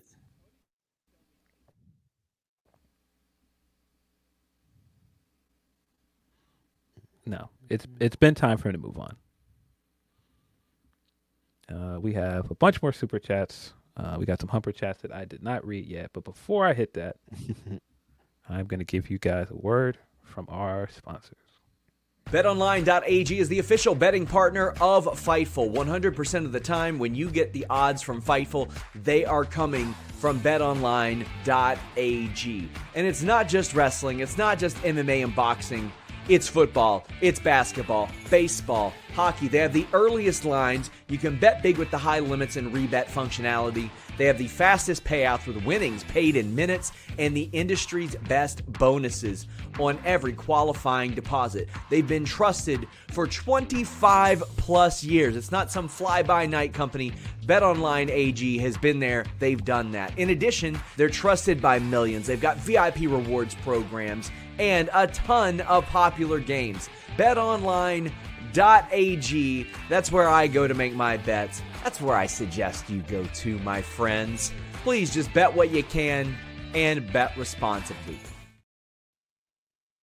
I know it's Super Bowl Sunday, but guys, please bet responsibly. Don't go bet in the farm on something crazy. But if you do want to bet on the big game tonight and pro wrestling, betonline.ag is the place to go. What a night, what a day to have our Bet Online advertisement play. I mean, if any day to bet, today, big day. You can bet on all kind of stuff like streaking and all that, all those things. Like, get your bets in, but of course, bet responsibly because you got to go to work tomorrow. Yeah, it's always kind of the funny thing about the Super Bowl, and sometimes people go overdo it. They want to go out and hang, and then you got to go to work tomorrow. Like, you can't overdo it tomorrow. It's Monday. Yeah. We got another super chat from Will Chisholm. He says, if you think about it, Jay is on his Jeff Hardy run. Matt was a better worker than Jeff, like how Jimmy is a better worker than Jay. But Jeff and Jay, the fans love like crazy. I don't know if I would totally say that at his peak, Matt was a better worker, but I agree with significantly what you said, because to me, I think Jim has been a better worker. I think Jim is even a better talker. I don't know if that's an unpopular opinion, but I think overall Jim is the better performer, but Jey is far and away more over. Yeah, I think that for the Usos part, I agree, but for the Hardy part, I don't agree. I think Jeff was a better worker than Matt, but that, it's up to interpretation. But yeah, I think that I don't know if they've ever thought that it would get this crazy with Jey. They landed into something nuts, and yeah, he's no matter what Jim's doing, Jey is fucking over like crazy. Yeah, I mean, yeah, starting this whole Bloodline stuff with Jey getting the world title match and not being able to win the big one against Roman at 2 big pay-per-views, and then getting to this point of him winning a Royal Rumble. That is a good story. That is a good full circle moment for him. From Eloquent, he says, people are so disingenuous. 2 things can be true. Good storytelling and good matches are not mutually exclusive. Why do wrestling fans hate wrestling? Doesn't make sense, and they scream about it too. This is you with your dumb 5-star. I'm like, dog. What if like you care about 5-star matches? Yeah, exactly. Yes, I do. I do a lot. I like them. I think they're great. I think there needs to be all things in a wrestling show. Like I agree with you. It shouldn't just be 5-star matches, but there should also be 5-star matches. Yeah, and I think the thing that's funny about it, every time I see someone on a podcast doing it, wrestlers care about getting a 5-star match. That's my favorite part. And if you're gonna get on a podcast and say no, they don't, boy, I got some news for you. Ooh, if you think they don't, that's the best part because oh my god, they care so much. I work PWI. They talk about nobody cares about PWI 500. Let me tell you about a wrestler in fucking PWI 500, dog. They care about these wars. They care about all this shit. Yeah. They care about being recognized for being good in the ring. And that's why some of that conversation is so funny to me every time. We don't have to do this, guys. We do not have to do this. Got another one from Will Chisholm. He says, Cody got like 3 5-star matches in WWE. So what is Busted Open talking about? Yeah, I don't want to make this a whole we're going to get Dave LaGreca and Busted Open. That's definitely not what I was trying to say with that. I just don't agree with the sentiment, not just from him, but online of matches don't matter. I just don't agree with it. Right. And it's not just Dave. It's a lot of people that say this. This is like a sediment through a fan base of people saying that. Yeah. I mean, I know people want to label it. Even if you don't want to just label it 5-star matches, people care about good matches. I'm sorry. I want to see good matches. They do. From the homie Aaron Busby, he says, happy K.Day, fellas. Happy your Wi-Fi is working, Reg. Are y'all ready to see the demise of the colonizer? I mean, the demise has already happened at this point. This is the victory lap. The demise has been happening. That was last year. His grave is being danced on today. Like it's not the demise. He's been demised at this point. But yeah, it feels the Super Bowl. The energy is up there. It's interesting to see how, because I feel like this will be it for Kendrick. Like I feel like he's like this. We're done here. We're moving forward. This is a big stamp. But also, I don't know. He did wear a Canadian tuxedo at the Grammys. He's gonna do something. He's gonna do something subtle that's like a shot at him. Yeah. I love the interview he did recently where he was like, yeah, I just wanted to do this for sport and all this other stuff. I said, Kendrick. Playing different sports, brother. What sport are you talking about? He clearly hates this guy. I'm not. Yeah, come on, dog. He hates this guy. Y'all weren't dancing. This wasn't sparring, dog. This was a fight to the death. I wanted to have a nice time. No, you didn't. Shout out to Kendrick doing interviews. That's hella funny.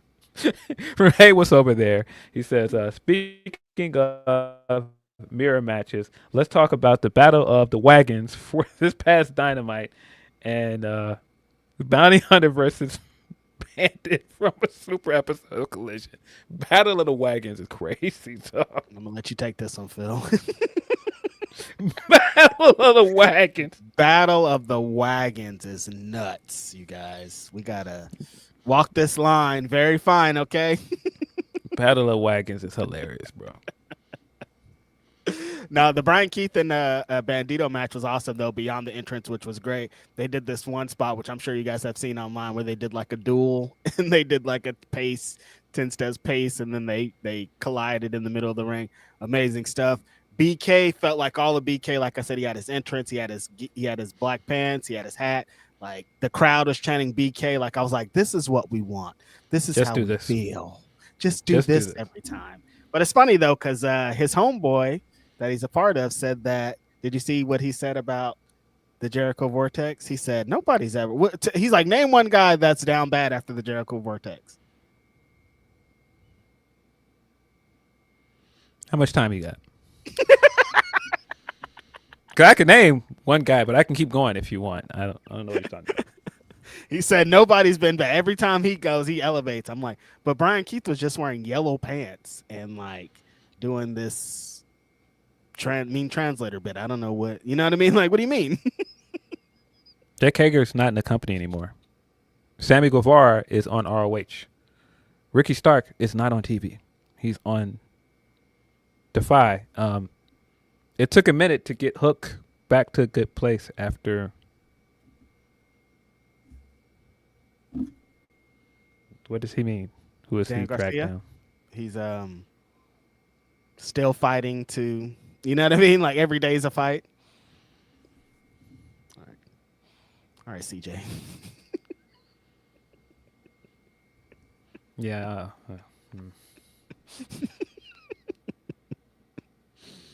From Grapple Geekery says a bunch of wrestling fans coming together on the internet to complain about the internet wrestling community is epic levels of irony. That's what made this so funny, is because some of the people that I saw doing this are very much online. And so online. The internet doesn't matter, but you're also very much online from your very online platform arguing with people that internet doesn't matter. You're telling me on the internet that the internet don't matter. Like, but what do you mean? I wouldn't have known about this if it wasn't for the internet. So, yeah. Some of the most terminally online people I know arguing this and being like, guys, the internet don't matter. You going to live shows? Or I was like, I don't know that you specifically can do that, but I feel you. I don't know. You can shame people for not going to shows. I've known some wrestling fans that have been going to wrestling shows that have been wrestling fans for 40 years that have never been to a live show. Does that make them not wrestling fans? That was the other part that I thought was so crazy about that whole concept. I hadn't gone to a live wrestling show until like 2010s, and I had been a wrestling fan long before that. These shows are expensive. Even more now. You telling me what? Like, what? It's hella expensive to go to a wrestling show. Yeah. From Rick Young, he says, I want Kenny to be more epic. Can't wing the promos. I think the build so far has been good. I think it wasn't as good this week, but that's because the segment the week before was so good. Mm-hmm. But I hear what you're saying, Rick. It feels like, because like some of the verbiage Kenny uses is he's like, oh, I didn't know I was going to come out here. And like, it's like, we don't want to hear, I want to hear you come out here and be like, I'm going to kill this guy on Sunday. And he just feels like he's like, just kind of not moving through it, but it doesn't feel like a wrestling promo. It feels like sometimes he just comes out and talks to the fans, and that's what it felt like. I'm not mad at it. Yes. From Margie Love, she says, hey guys, what do you make of them writing Roman off for a bit with the double stomp, maybe saving him from having to be in the chamber and not win? I definitely think he's potentially going to do the big edge spot of not winning the chamber, but he's going to show up at the chamber and cost either Rollins or Rollins and Punk the match so that they don't get the title shot. But he's not supposed to be a heel. He can't do that. But it's not a heel thing to do because, remember, Rollins started it. He stomped him out, and so he's just coming back and getting his get back. Okay, I see it. Even though Rollins is very much right about him. And the fact that the whole time he's been saying, guys, this guy hasn't changed. You seen this guy congratulate Jey in any of this? You seen him stand up for any of these other guys? And no, this was still just about him getting his championship and getting his power back. Rollins was always right about him. Damn. He ain't said nothing to Jey. And he just keeps expecting Sami. He's like, dude, do this for me. Like, you're supposed to do this. Still, it feels like that. Yeah, listen to how he was talking to Punk. Like, no, you were standing next to me trying to help me win. You're supposed to help me win. You're not supposed to try and win for you because, again, none of this is about anybody else. It's still him being selfish as always. They're not hearing Rollins, though. Rollins has been right about this guy for a long time. For our last super chat so far from Hey, what's over there? Should have used whack and fight. Wagon. Just go to bed. It's still early, man. It's Sunday, man. That's what you're doing with your Sunday, dog. It's Sunday. Let's see. We've got a bunch of Humper chats. Some of these we read from yesterday.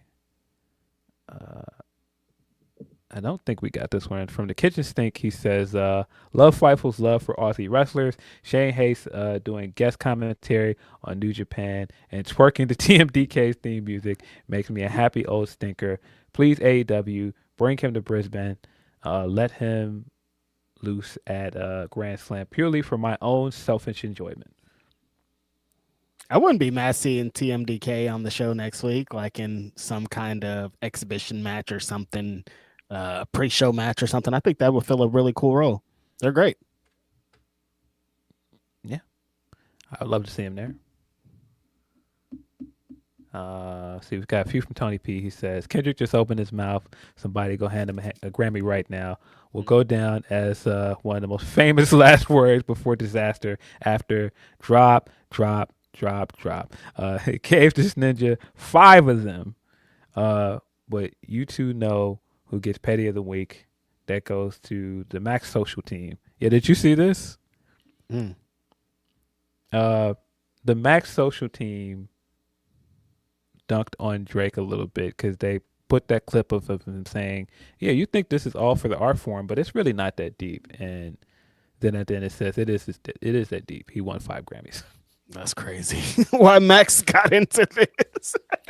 You guys are making money off of this guy. He produces one of the most popular shows on this streaming platform, and you guys are jumping in on him too. Like, no, I see now. I see why Drake at the damn courthouse. He like get Max on it too, man. Put Max on the filing. They're going against me. Whoever's the social manager over there, Max, get him on there. No, he was catching strays from everybody. I'm like, damn, he cannot be on the internet.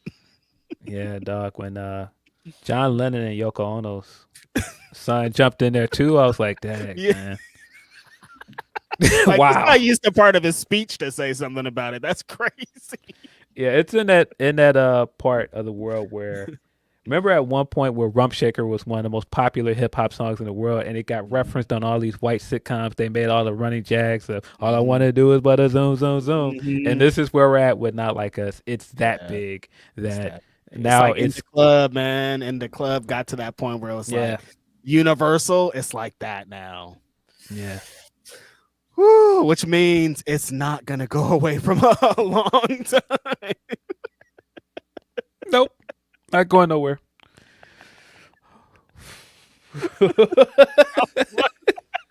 You about to be hearing this in 30 years, dog. That's crazy. That's crazy.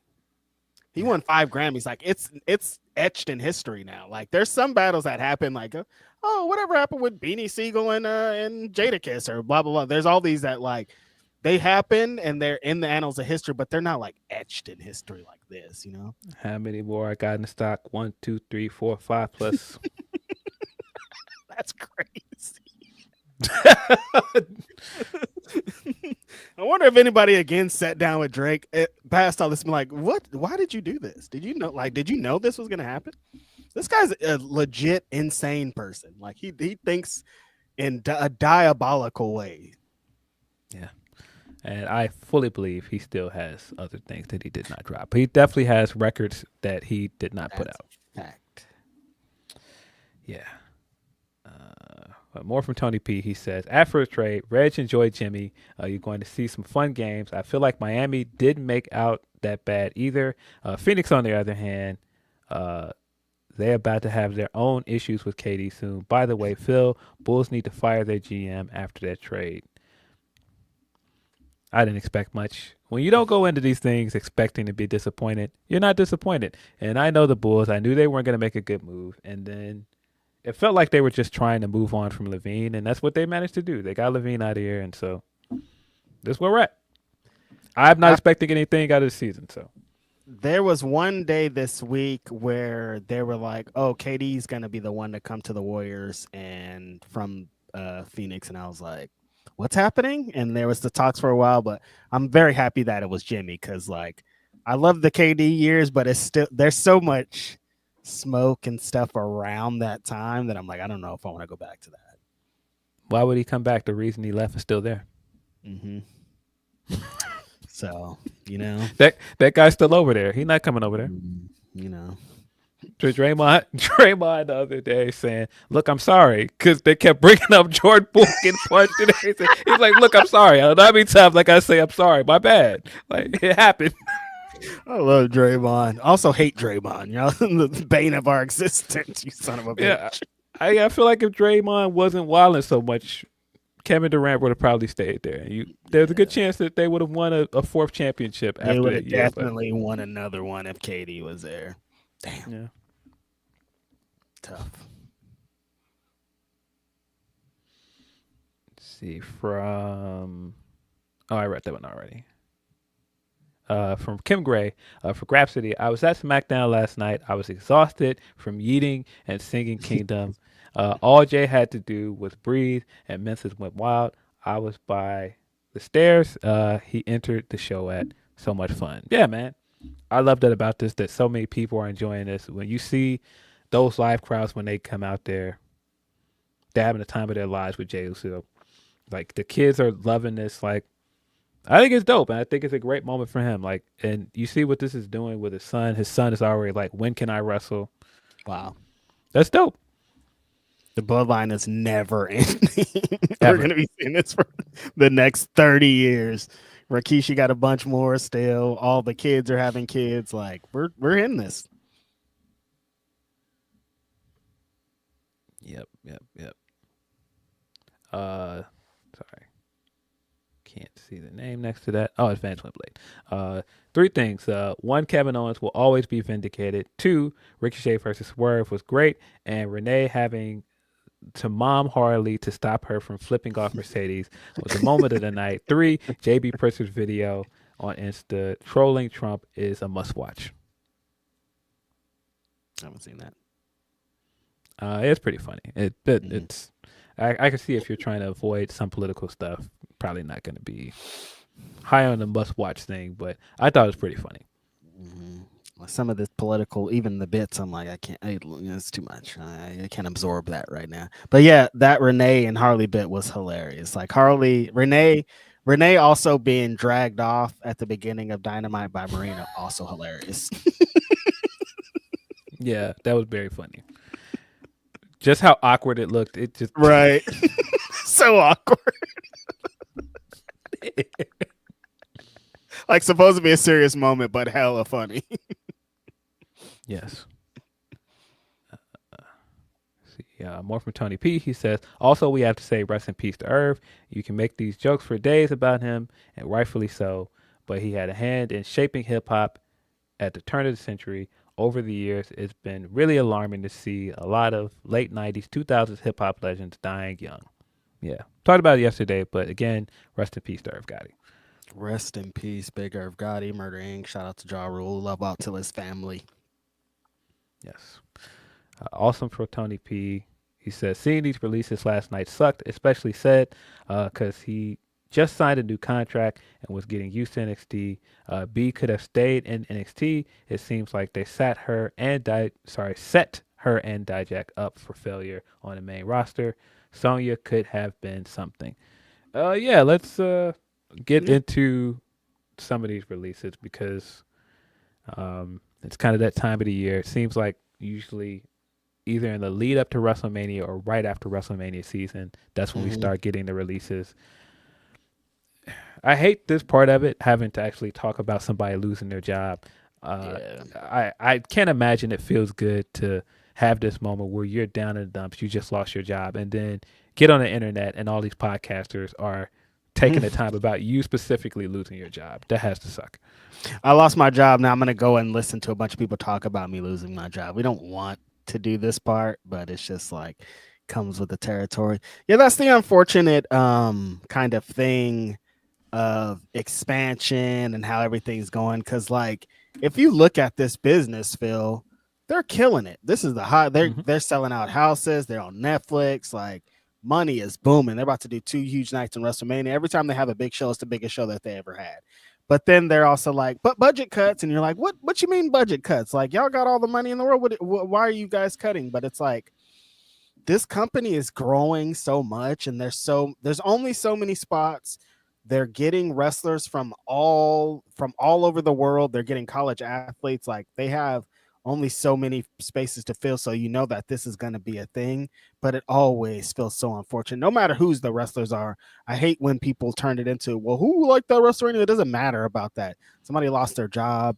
A lot of these people, this is their dream. They've been working their entire lives to get to this. So like it's bigger than that. But I think a lot of these people are going to land on their feet, and a lot of them are going to use this to move forward. Giovanni Vinci, I think, never really got a fair shake in any position. I remember seeing him in the Cruiserweight Classic, and he was one of the best guys there. Like he can like work a multitude of styles, and I never thought that he really got to get into that. The times there were some Imperium moments where I'm like, as a tag team, these guys are cooking, but like they're a tag team, so they really didn't get to shine as much as they could.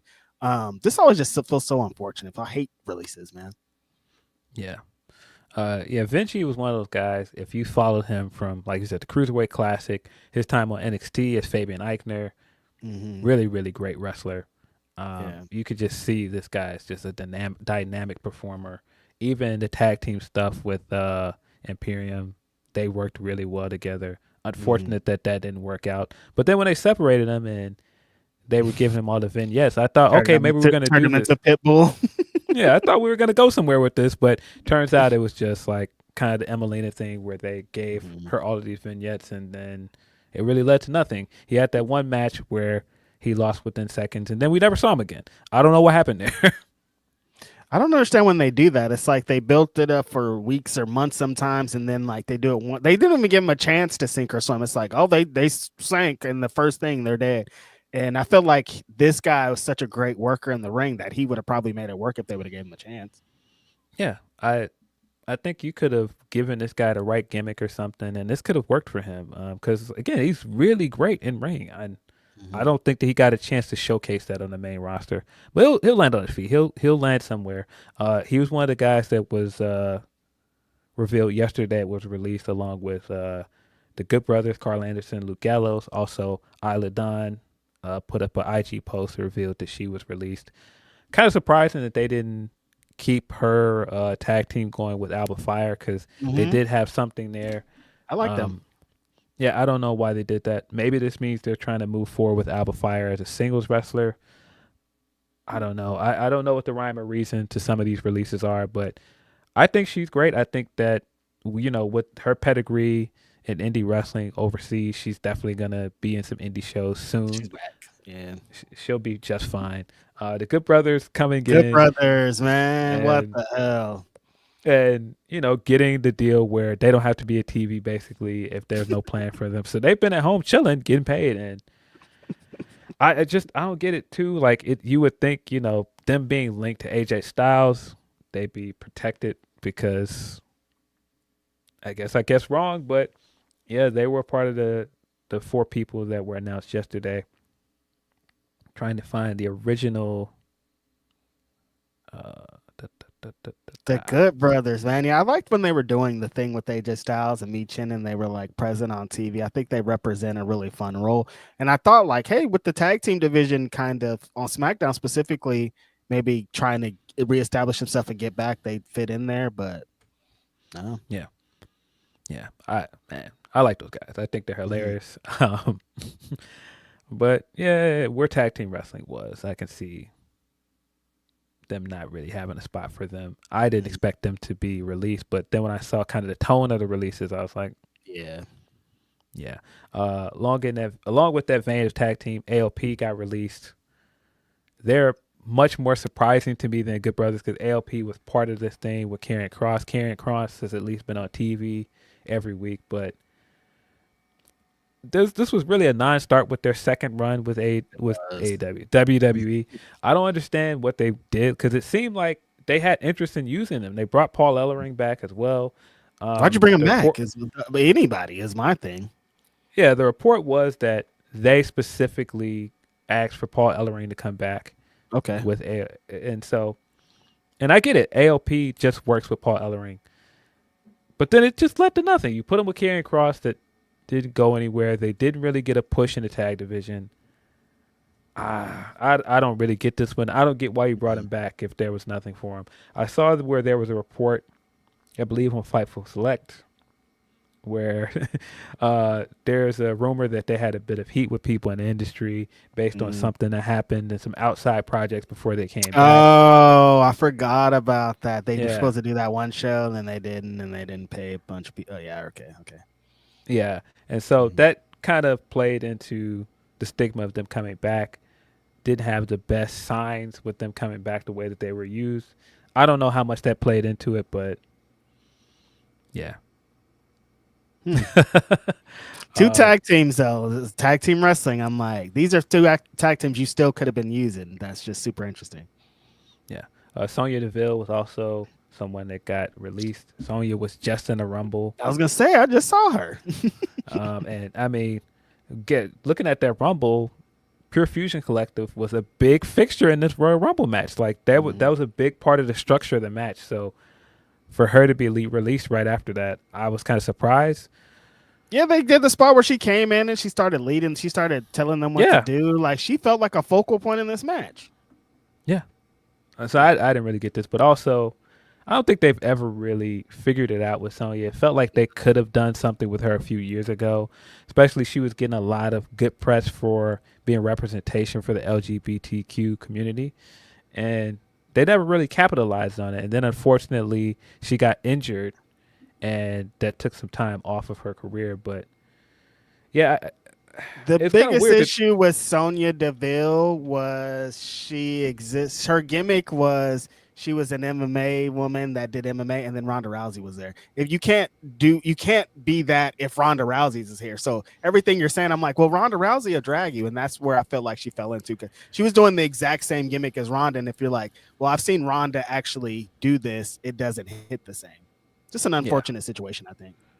Well, yeah, when you were on a roster with two other people that did MMA, and they're both better workers than you. It took away. I forgot about Shayna too. Yeah, exactly. Yeah, it took away from the thing that made you stand out, and I don't think that they did enough to differentiate her and make her interesting. I mean, she had the tag team with Mandy, but that never really quite went anywhere. They never won a championship or anything. I don't know. And I've seen a lot of people say since Sonya came back from the injury, she hasn't quite got back to where she was. It doesn't feel like she's like progressed, but I don't think the way they were using her helped either, though. Right. I thought that when she was doing the stuff with Adam Pearce and all that, and some of the Naomi stuff was kind of wild. But I thought that, she was like really shining as a character, and like they could have capitalized off of that, but they never really went anywhere with it. The Naomi shit was weird, Phil. I don't forget. I forgot about that Naomi feud. That was a weird. It was weird. I completely forgot about that. That was weird. That's why you forgot. You're like, I'm blocking this shit out. It went on for a long time too. We just kept being like, why are you doing this, Sonya? No, I just don't like her. Well, why? And then once it got into some of the whys, I was like, some crazy whys in there, Sonya. Yeah. Cedric Alexander was the first release I saw of the night. And I was like, dang, not Cedric. Because I just kept thinking Cedric being brought in the way he was, a Cruiserweight Classic, and being attached to Triple H. He was a Triple H guy. I thought that they would get it right with him, if anybody. And they never did. They couldn't quite find a place for him on the main roster. Then they put him on NXT. It seemed like he was at least getting a spot on NXT when he was on TV regularly, but still, they just couldn't figure it out. I think at this point we can just definitively say they've mishandled almost everybody from the Cruiserweight Classic or 205 Live, because all of those people are either not there anymore or they're like Tozawa, where you're there doing the comedy stuff and not being a meaningful part of the roster. And I mean, that 205 Live roster was stacked. When you look at all of those people there, and it's crazy to think they could not figure out something for a lot of those people, especially Cedric at one point. But yeah, I mean, the way Cedric came in though with the Cruiserweight Classic, them saying to hire him, Triple H coming out and doing his fucking bit with the "I'm gonna hire this guy," like you felt like all these were reasons for him to get to that point, you know? Yeah. Triple H very much did the "you want it, you got it." Mm-hmm. Baskin Robbins is the place to be. It's their 31 flavors. I'm gonna hire this guy. He came out, did the arm up point thing. I'm like, all right, okay, maybe we're cooking with something. We might be cooking with fire here. We're doing this thing. But it's just like the Cruiserweight, it felt like they wanted to do 205 Live. They're like, as a concept, we like this. But I was like, WWE don't like this. Like, as a fan, that's what I was always thinking. Like, they don't like cruiserweights. They don't like small guys. They don't like having to change their show for this, because it felt like that was a different, separate part of the show. And the timing of it wasn't the best. Like, everything just felt so wrong. And Cedric fell into that. There's some moments of shine, like being with the Hurt Syndicate. But again, we always talk about the Hurt Syndicate had a good amount of his run not in front of the crowds. They had a good amount of his run not being able to establish who they really are. He's such a great worker too. That's the craziest part about it. Like, Cedric is great. I remember seeing him before he came into WWE in Ring of Honor. Both these guys is a part of the reason that is because of Cedric and all this thing. So like, he was one of the guys that I was super excited about seeing coming into WWE, and I always wanted him to get to that next level, but he never did. Yeah, I mean, he got the moment with Ali at WrestleMania, going in and winning the Cruiserweight Classic there.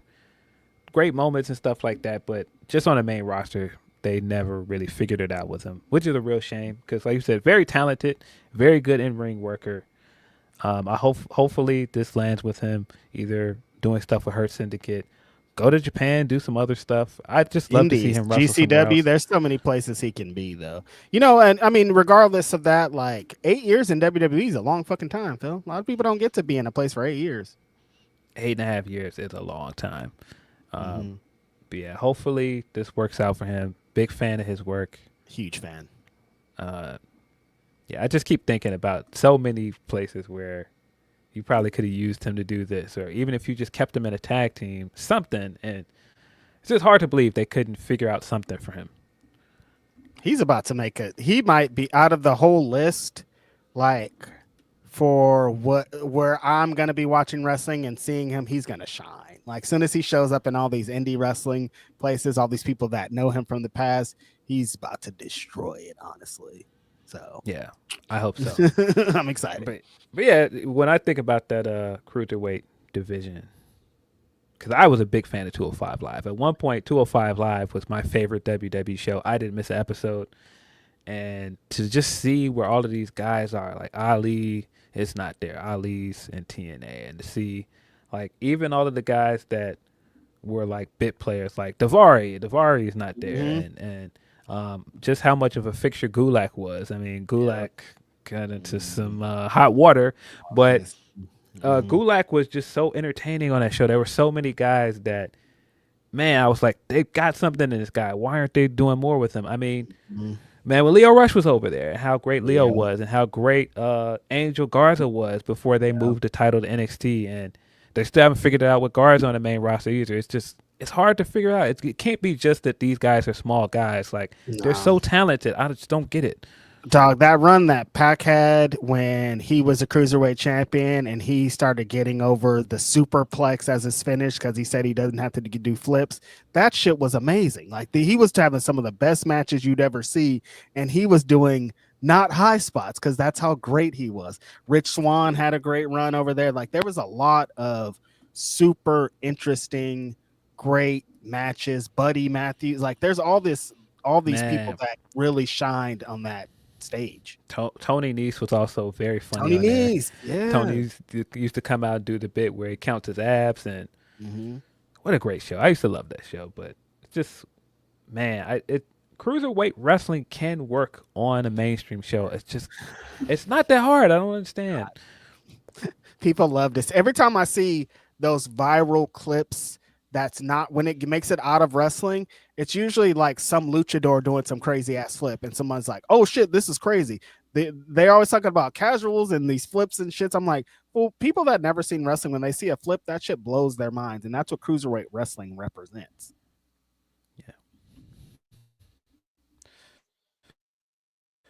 Yeah. Yeah, but yeah, hoping for the best for Cedric.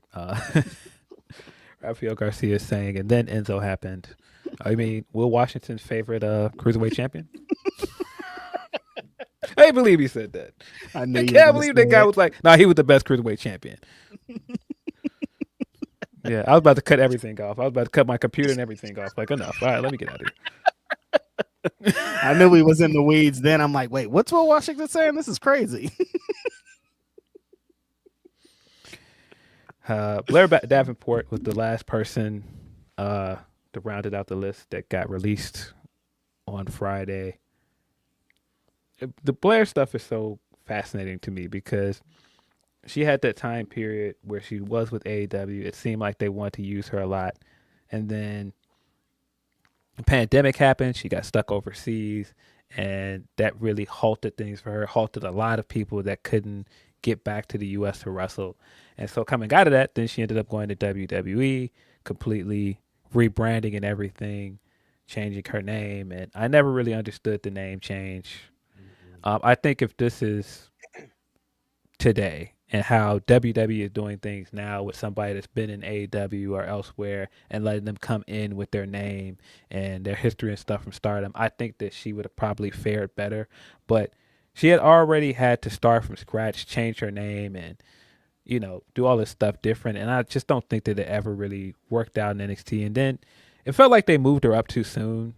They didn't really have a plan for her moving up, which has basically been confirmed in some of the reports. But it was clear as day. They just moved her up kind of like, well, she's ready. But they didn't have a plan for her. So some of the best call-ups they've had recently, you can see where it worked because they had a way of integrating them onto the main roster, like Solo Sikoa, for example, or Braun Breaker, or Tiffany Stratton. Like some of those people, or Lyra, how they've had like a trajectory for them. They didn't have that for Blair, and that was apparent from day one. Yeah, that was the thing, because it's like she can work and they knew that, but if like you don't have a plan, it's almost a death sentence when it comes up here, because you don't have a story and something to establish with. They're gonna put you on TV because you can work, but they're probably gonna have you lose, and that's what happened. They're like, oh well, she can work, she understands, she could be on TV, she could be in these positions, but we don't have anything for her, so we're just gonna have her as like the stepping stone to the next person. Yeah, this one was kind of baffling because I felt like I'm saying here, she's a ready-made main event wrestler or main roster wrestler. I think she could be implemented with a lot of people in that division, and I thought that she was going to shine here, but no story, nothing to get attached to, no reason to get behind her character, because there's not really a character. There's like nothing to get attached to. I think that's really played in her downfall. But again, she's another one of those, I think, if she gets back on the grind, she's going to be accepted with open arms to a lot of places. I think she's going to cook. Yeah, immediately changed her name back to B. Priestley online and tweeted out Top Gaijin. I do think she is ultimately going to go back to Japan, probably build up some goodwill again. I think that could work out for her. I think going back to Stardom could work out for her, even if it's not just Stardom, just there's so many places. I mean, even in the UK scene, that's the same reason why I think Isla Dawn will be fine, because they already had a fan base over there, and they can go back to that. So she'll be fine. I just I don't think she ever really got acclimated to WWE style either. Because I mean, she's had a few matches that were a bit clunky, and people were jumping all over her, but it's just such a different style, and just some of the wrestlers she was in there with just didn't really hit. It's unfortunate, but again, another land on your feet person. And sometimes, like, I feel like this could be one or two things for people. Like she could have been her dream, and she get up there and she's like, you know, it wasn't for me. Or she's gonna take this and do of course, it's now infamous Drew McIntyre, Cody Rhodes type of thing, where she goes out and shine, and they want her back. Yep, always something that can happen. But yeah, well wishes to everybody. Never want to see anybody lose their job. I do think that releases are a part of the business. Sometimes these rosters get bloated, and somebody's going to sit somewhere and go, oh, we're still paying this person, or this person is doing this. I can't justify continuing to pay them to do that. And so this is where we go. It's unfortunate, but it's part of the business. Right. Let's get back into some of these super chats and humper chats.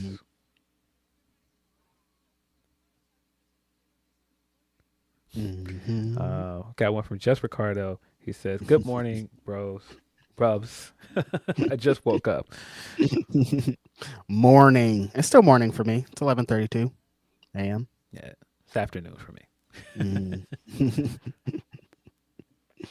On Sunday. Got some more humper chats as well. Got one from Tony P.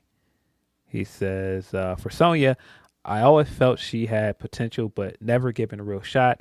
Even after she felt comfortable coming back to work, I feel not only did WWE not care for them or have plans for them, but also they're just making room for a couple of NXT women, sadly. Yeah, I think that that's part of the stuff with the women that they cut from the main roster. I definitely see more women coming from NXT soon because they have such an abundance of talent there. But you've also got so many pots in the fire. You've got the WWE ID stuff, and you could be potentially bringing people from there.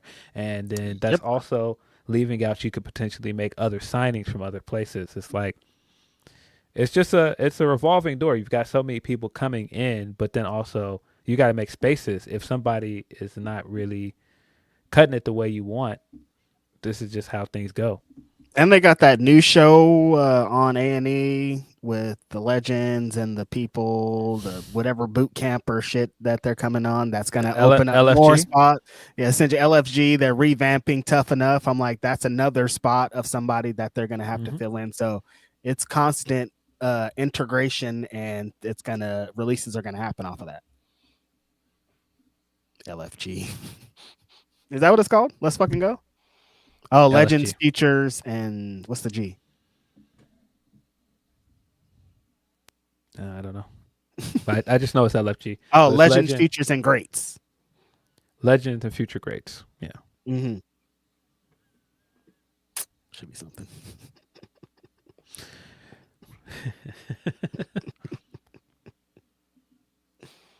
You got another one from Tony P.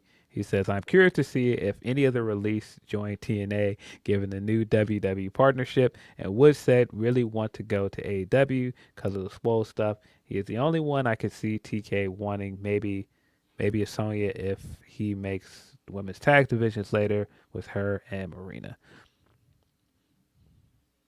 Probably not. Nah, I can't see it. The TNA thing is interesting. I don't know what this means. You could see people going over there. I mean, you already got Nick Nemeth and the Hardys over there, so I could definitely see some people from WWE heading to TNA. And it's the Barney Gumble meme of them still being here. You thought you kicked us out. We're still here. That's a new interesting element to it, though. Of it used to just be they left WWE. And now AEW is an option, TNA is an option, blah, blah, blah is an option. Is TNA really an option now? Does it represent the same thing if they're kind of a branch of WWE, or is it separate from that? Like, we don't really know how all this works. Yeah. I'm seeing people saying that Elektra Lopez is now on the alumni page. I don't know what that means. So hopefully that doesn't mean she was released, but not a good sign. Damn, Elektra. They took her. That was another one that didn't feel like they had a plan for them on the main roster. They were just like, this is kind of working over here. Let's put them over there. But they didn't like execute and flesh their whole story out. Yes. Lewis is saying that Sean is looking into the stuff with Elektra Lopez. Sheesh. But nothing's firm on that. I've seen people talking about it, but we haven't seen any confirmation, so I don't want to jump to conclusions just yet. Gotcha. Tony P says, so the Rumble was fun, not great, but fun. Happy for Jey. Curious what the card will be after we find the main event and who will challenge for the challenge the champs. Raw was basic, bitch show, okay matches with a finish I hated and live in EO. Now for a hot take. Yeah, I did not like that finish either. I thought it was just me at first. I did not like the finish to that match. I thought the match itself was good, but I did not like that finish. They are not that great at finishes. That's just the thing. Distraction finishes, they fucking are the worst. I do not see. I'm guessing that's gonna come later because he said now for a hot take, but I don't see the hot take. In the meantime, we got one from D-Lo Diggs. He says, man, this was a wild week. Still distraught for young GOAT Luka being traded. James Winston being absolute legend as an analyst. These releases sadly keep coming. But tomorrow I can see K-Dot go in. One love to everyone. And Ricochet voice. Aha! Thank you, D-Lo. That's hilarious. Yeah, there's a lot, so much going on this week. I can't believe the constant stream of news that's happening. Yeah. I'm assuming this is what Tony P meant by his hot take. He's saying we're getting a Kevin Owens Sami match, and it is going to be a great match. But I also don't want another Kevin Owens Sami feud. It feels like Triple H has been doing rematches again, like a certain someone. I feel like we are going in circles. Liv Rhea is still at it. Why? Well, I mean, the Kevin Owens Sami thing is different. Mm-hmm. So, I mean, I could watch those guys wrestle forever, but that's just I'm biased. I'm sure that's like, do it again. I don't care. Tell the same story. I'm gonna fucking love it. But I do understand. I don't want it to get to that point of like, this worked before, so let's try it again because we don't have anything else. Like, you do want to see people interact with other people. Like, it felt like, oh, Cody and Solo. No, I want to see him interact with somebody else. So I do understand from that aspect. Yeah, I think the thing that is different for Sami and KO at least is that there's a storied reason for them to have their feud now. With everything Kevin Owens has been saying about Cody, it also applies to Sami because it's like if he's mad like this with Cody, what does he think about the guy that's considered his best friend going right back over there and siding with Roman too? He's going to have all the same issues with him. And I thought all the stuff that Rollins said was a foreshadow of it. For him saying he helped Roman in a Rumble, and it's exactly what Kevin Owens has been upset about. Also, Kevin Owens having that segment with CM Punk, very clear he's not the biggest fan of CM Punk, and you're just going to shake this guy's hand after you finish this match with him. You're still pretending to be his friend. Like, what are you doing? Yeah, like, what is this? Like, you talking, I was feuding with this, and half of my life has been being beat up by these people. Why are you doing that same thing? That's what it feels like with Kevin Owens. And it feels like they just can tell a different story and do a different match. Like, all of it just is different. Again, I'm biased. Yeah, I think they've got a good story. If it was just let's just put them together and do a feud, I wouldn't be as interested. But I think the stories here is really good. Mm-hmm. Another one from D-Lo Diggs. He says, and no, the real issue with the Luka trade is that bum-ass Nico Harrison didn't want to pay Luka the max. Fire Nico Harrison. It's sad because low-key, I'm planning a trip to Dallas for the Dallas Lakers game. Well, you're still going to get to see Luka, buddy. Just not going to see him in the blue and white. Yeah, they keep trying to be like, oh, it's because he's fat. Luka's fat. That's why they want to give him the money. And I'm like, all right, you guys, shut up. Y'all are not going to lie to me and tell me that this guy that just took y'all to the finals, y'all worried about his conditioning. No. He's 25 years old, man. Cut it out. 25, dog. Like, one crazy offseason with an amazing personal trainer, and he's right back. Like, shut up. Then everything I kept seeing on ESPN was people trying to convince us, well, Braun's going to get him right. He's going to be the one that convinces him to take his health more seriously and gets him in shape. I was like, But again, he didn't know about this trade. Like, stop playing with me, man. Like, stop it, man. Cut it out. Yeah, after he found out, then he started making the game plan for Luca. Oh, I guess he's coming. Might as well help him. This is a guy that he's talked about wanting to play with for a long time. He said multiple times in interviews that Luka's one of his favorite players. Luka has talked about wanting to play with LeBron and wanting to play in LA, but we're supposed to believe this is all a coincidence. Stop. Stop it. All a coincidence. See, we got a few more Humper chats. We got another one from Tony P. It says NXT has a good roster with trash stories. It was bad this week. Then to add on to all of that, SmackDown is too damn long, but it was better than Raw. The Profits are up again. LA getting his shit in. Then we have the rerun. Back to Bloodline. Void Cody. The LA Knight stuff was very funny. Did you see it? What he did. So that report came out of Rumble that Drew was not happy going backstage. And part of the reason he wasn't happy, it was somebody in the match that kept trying to get their shit in, and it ended up being reported that may have been LA Knight.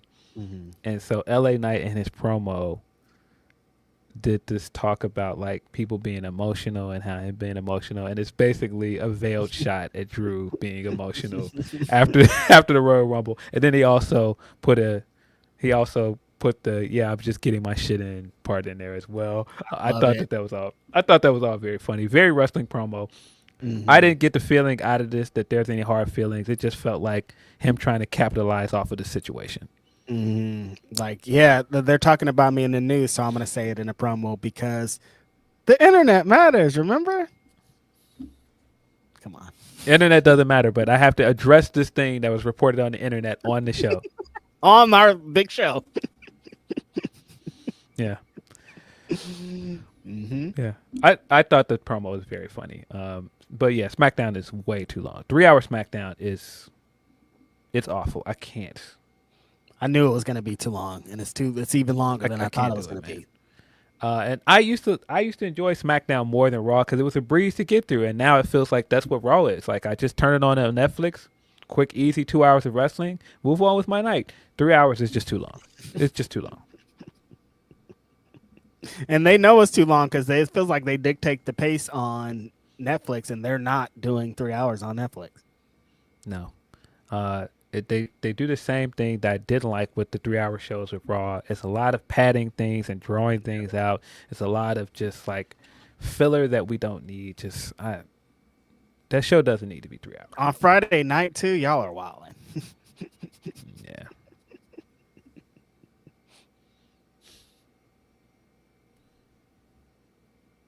From Rafael Garcia says, Phil, question since I asked Reg Wednesday. I saw a clip from a podcast comparing Carmelo Hayes to Shad Moss. Do you agree? If not, who? And who would be the Romeo? Who would be the Romeo Miller to said Shad Moss? If people don't know, Shad Moss is Bow Wow. Bow Wow. I don't think I would make that comparison. I don't. Bow Wow fucked up. No, they stay having Bow Wow fucked up. That guy had to run. And if we're talking about internet wrestling fans, you guys, the bookers make the choice of who wins. So if a wrestler wins, you don't compare them to Hulk Hogan. If Charlotte wins again, you're not like, Charlotte says she's not going to fucking lose to them. It's not Charlotte that's telling her to be Hogan. It's the bookers. They book the shows. It's not the wrestlers. Wrestlers have creative control, but no wrestler in the world can be like, I'm not going to blah, blah, blah. It just doesn't work like that. They switch their creative controls to work like, some wrestlers work like that. I'm not saying everybody. There is a line. But nobody is like Hogan. I just want to say that. That's it. Don't work like that. You can't be like that at this day and age. Yeah, I mean, we don't have any real proof that she's back there politicking. You could probably make some definitely assumptions. Politicking. I'm not saying that, but I'm not saying she went in there saying, I'm not going to come back if I don't fucking win the match. I'm like, they're like, we want Charlotte to win this match. Yeah, well, that's the point that I was getting to. you could probably make some assumptions about things that she politics and does, but I don't know that we have enough proof that she just ran back there like, look, I'm not coming back unless I win the Rumble. I have a good feeling that they also just wanted her to win the Rumble. Yes. Because there's too many things that they did heading up to the build of this that make more sense after she won the Rumble. Like I said, when you look at those vignettes and some of the stuff she's been saying, it's very clear that some of this is pointed at Becky. I assume that this is intentional. I could be wrong, though.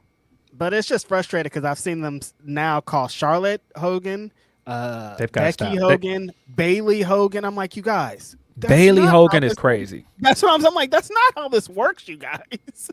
Yeah, they've got to stop with the Hogan comparison, man. They got to cut it out. It's not the same at all.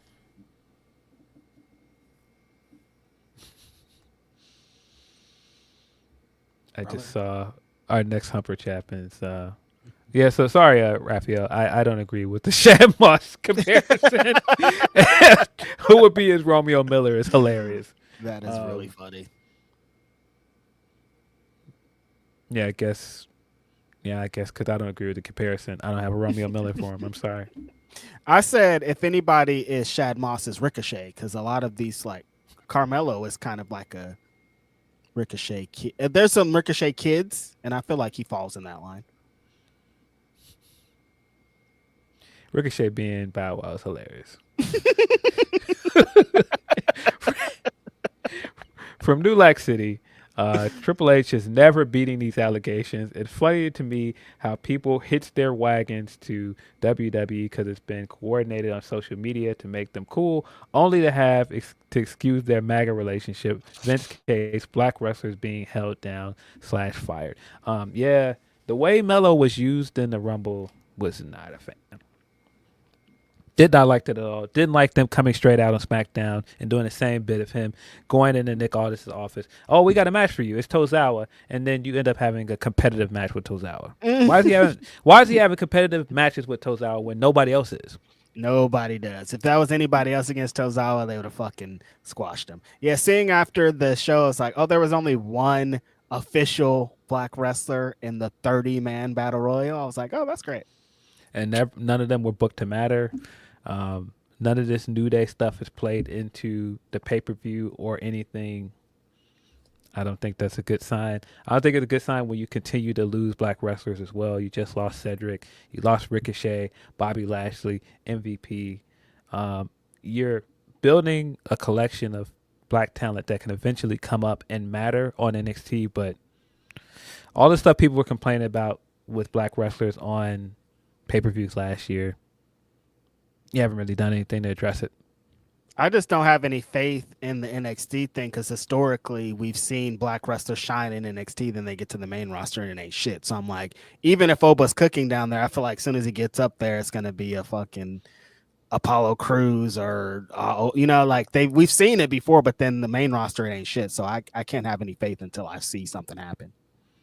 Yeah. Not a Melo. I thought Melo was on. Melo won all the championships in NXT. Cook. And gets up to the main roster. He's a fucking little dude. Yeah. Well, I mean, he's one of those guys that you can tell he's an HBK guy. You can tell HBK liked him. You could tell. It seems like Cody likes him because he keeps trying to slide him. There's a lot of things with Cody. But yeah, I don't get it. I don't get why they're booking him this way. I don't Speed was in there. I show Speed though. Phil, you like that part? You like that thing? I initially groaned when I saw I Show Speed running down. But when he helped to kick Otis out and he started celebrating, I was like, okay, this is pretty funny. And then he proceeded to get speared out of his boots and thrown out of the ring like a piece of garbage and not like cried laughing at it. The initial spear, I was like, oh my God, he died. And then I was like, okay, I see what's going on here. Because I think this works. It felt unfortunate when there weren't a lot of black wrestlers in here and this random black dude shows up in it. But I think like having a celebrity in the match, I'm not mad at it. I lived through Drew Carey showing up on this fucking Royal Rumble. Well, we've seen in this regime, in this era, that they definitely care more about having celebrities and influencers in certain places. So this isn't surprising. I thought that they used IShowSpeed about the best that they could. I thought it worked out for them. Of course, they got the big numbers off of it. It was a big moment for them. I thought it was very funny. Credit Boy, of course, being attached to it because, of course, everything about it very funny to me. Speed, you're in. Get in there. We need a replacement. Who's a replacement? Get in there, Speed. All right. Speed. You're funny. Speed, get in there. Kai Cenat in the crowd being like, I don't know if I want to wrestle no more, guys. After seeing that, also very funny. That spear was crazy. But yeah, we're going to get more and more of this stuff. Logan Paul's not going anywhere. People keep being mad at him. Like, he's here to stay, you guys. What do you want? Yeah. I hate Logan Paul's theme song. Every time it plays, I'm like, I hate it. Like, just change this theme song. Sucks. His Pat McAfee's. Oh, hey. Oh, cut this bullshit off, man. Hey. This is some bullshit. That is a bullshit ass song. I hate his theme song so much, man. Oh,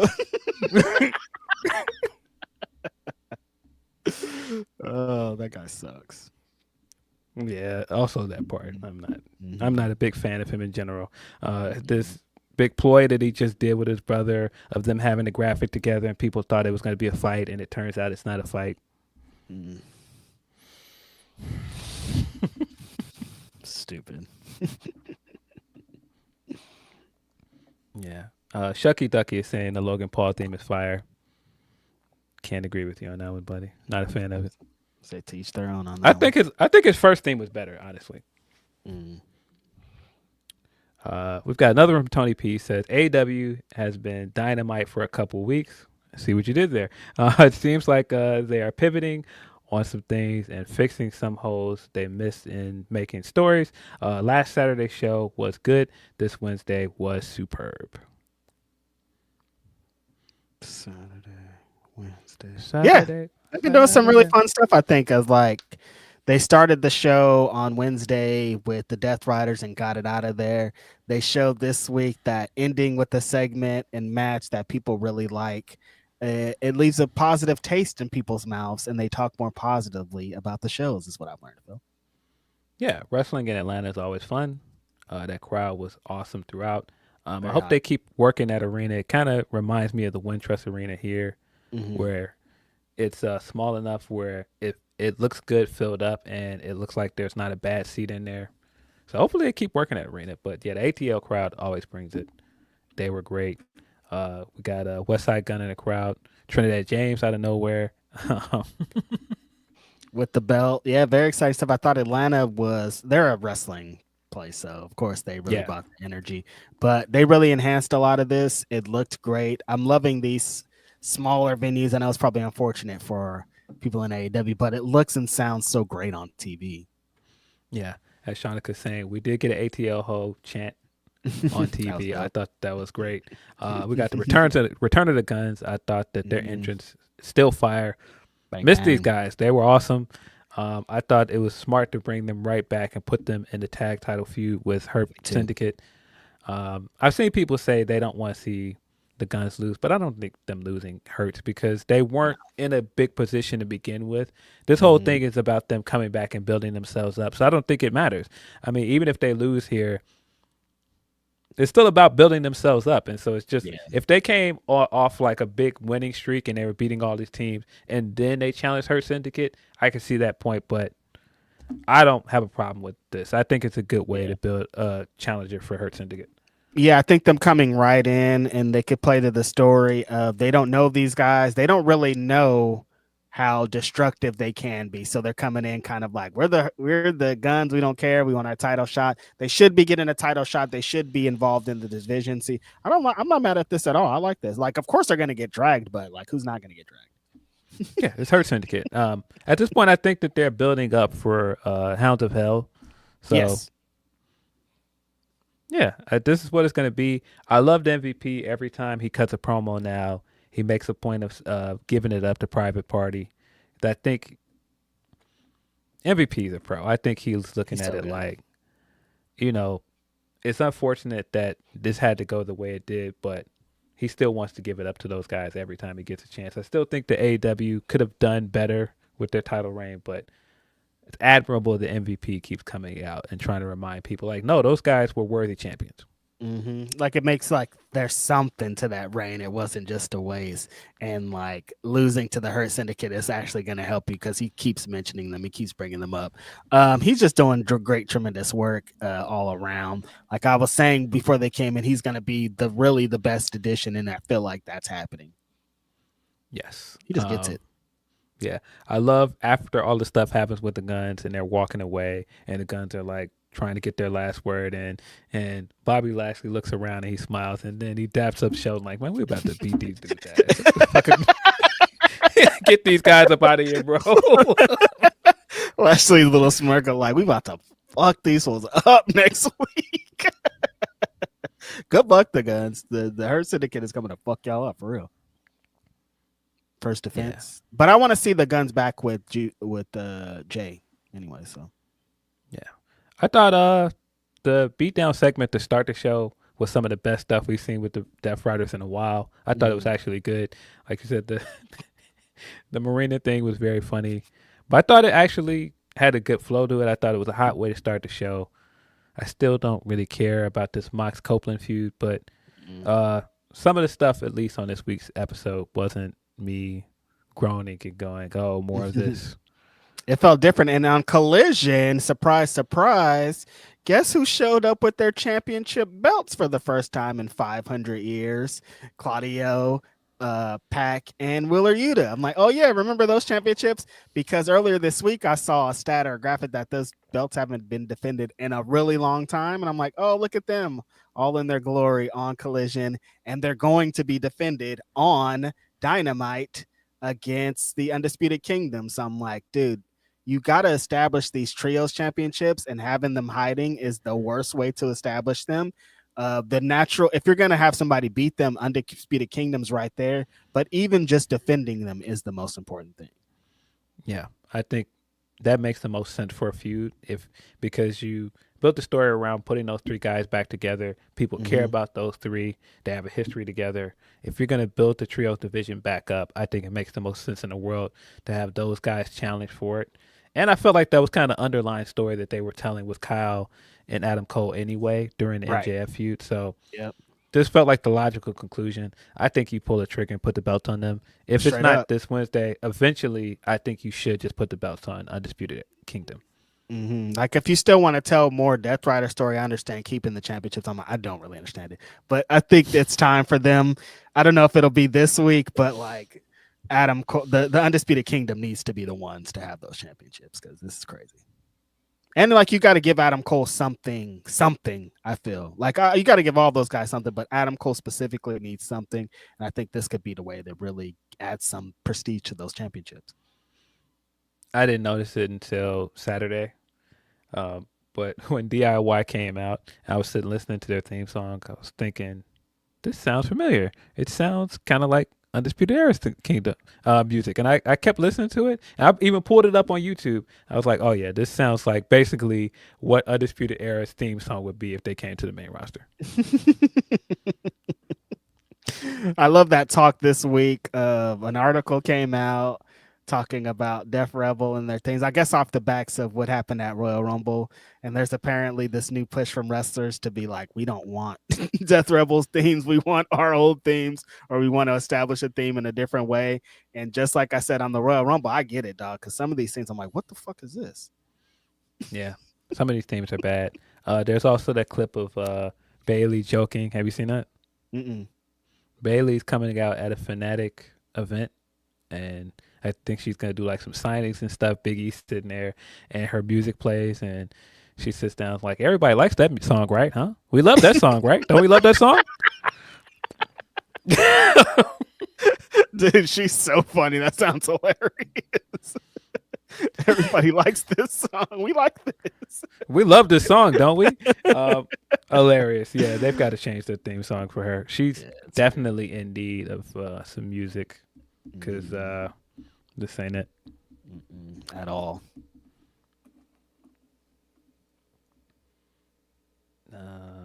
Other stuff from Dynamite that I'm forgetting. I thought it opened well, getting the official Mark Davis is joining Don Callis thing. We all knew that was eventually coming. Yeah. Yeah. They're doing some kind of tease where he doesn't want to be involved and they're forcing him into it. But I always thought eventually you got to get Aussie Open back together. Like they don't have to be full time, but they need to be like in a crew together. Yeah. Yeah. But yeah, the biggest thing from this, of course, with the main event, that was the thing that they built for most of the week. Coming into Atlanta, the main event between Swerve and Ricochet. And I thought they did a great job from the pay-per-view on building this, the angle at the pay-per-view with the Continental Classic stuff, really great stuff with Ricochet getting showered with the toilet paper. Then, of course, that leading to the stuff with the scissors on TV and the stuff ongoing from then. And then the Collision stuff last week I thought was very good. That segment of Ricochet getting an interview and him still being like, I'm not going to be disrespected. And this is some of the best stuff he's done. I think this is the most believable I think he's felt as a character. Yeah. And not just disappoint. Swerve comes out right away. He gives that great line of, no, they didn't believe you because you came out here and told them you were a superhero. And they rejected that. Mm-hmm. Meanwhile, I tell them all that I am the villain. I know I'm the villain. And they love me for it. Mm-hmm. What a great line. But like, that damn cooked Ricochet, that's crazy. But Ricochet came back at him though. Yeah, I thought all of that stuff was great. Building off of their exchanges backstage up to this point, really good. The video package they aired on Wednesday to hype up the match, also very good. Mm-hmm. But yeah, this match hit to nobody's surprise. Yeah. And the thing that I loved about it is Swerve going, no, this isn't going to be like, some exhibition. This isn't going to be us showing off athleticism or innovating. No, this is just going to be a fight. And so when he said that, I was like, oh, you guys are going to pull off a cool spot. And then they pulled off that cool spot of that midair drop kick. I'm like, yeah, no athletic, nothing cool is going to happen at all. Swerve, really believe you. And then they go out there and do some. It's not the craziest high flying stuff. It's just like, no, they're just great wrestlers that can do some amazing work together. That, of course, we've been seeing all week. They're both on the guardrail. Ricochet tries to hit Swerve with the Hurricane Rana. Swerve catches him and power bombs him onto the top of the guardrail. Disgusting work. Denise was like, that looks like a Darby Allin spot. I'm like, that is a Darby Allin spot. And I didn't think people besides Darby Allin would do it. But that's how Ricochet is. He's a versatile style wrestler. He can take bumps like that. Yeah, I thought that guardrail spot was great. Nasty. When Ricochet tried to come off the top and hit him with the Hurricane Rana on the apron and he missed it and then immediately collected and did the German. I thought that was such a great pivot because that move didn't work. For him to have the frame of mind to immediately change position and make that German look so good, that was great. Like I mentioned, the midair drop kick, it looked like Swerve was getting ready for a leapfrog and Ricochet just drop kicked him out of midair. Both these guys are so fast, but Ricochet is like so fucking fast. It's crazy how like he can transition in like a split second. Yeah. So many cool things in this match. The thing that Swerve does every time, and I keep forgetting it because he's picked up the weight and he's a heavyweight now, but this guy used to basically be a cruiserweight. And so, well, at least he moved like cruiserweight. Yeah. And so when he's doing all of this cool stuff in there and he's doing the big moves as well as doing some of the flippy stuff as well, it's like this guy is just one of the most versatile workers. He's vastly improved as a talker. Like, we got to have a conversation at some point about this guy not just proving that he could be a main event last year and becoming a champion, but everything that they've done with him in these kind of feuds where he's in there, where there's big stories, it's been incredible. I mean, the stuff that he did with Hangman is some of the best stuff Hangman has done with the company. I mean, even the Hurt Syndicate stuff that they did last year, excellent stuff he was doing with him and Lashley.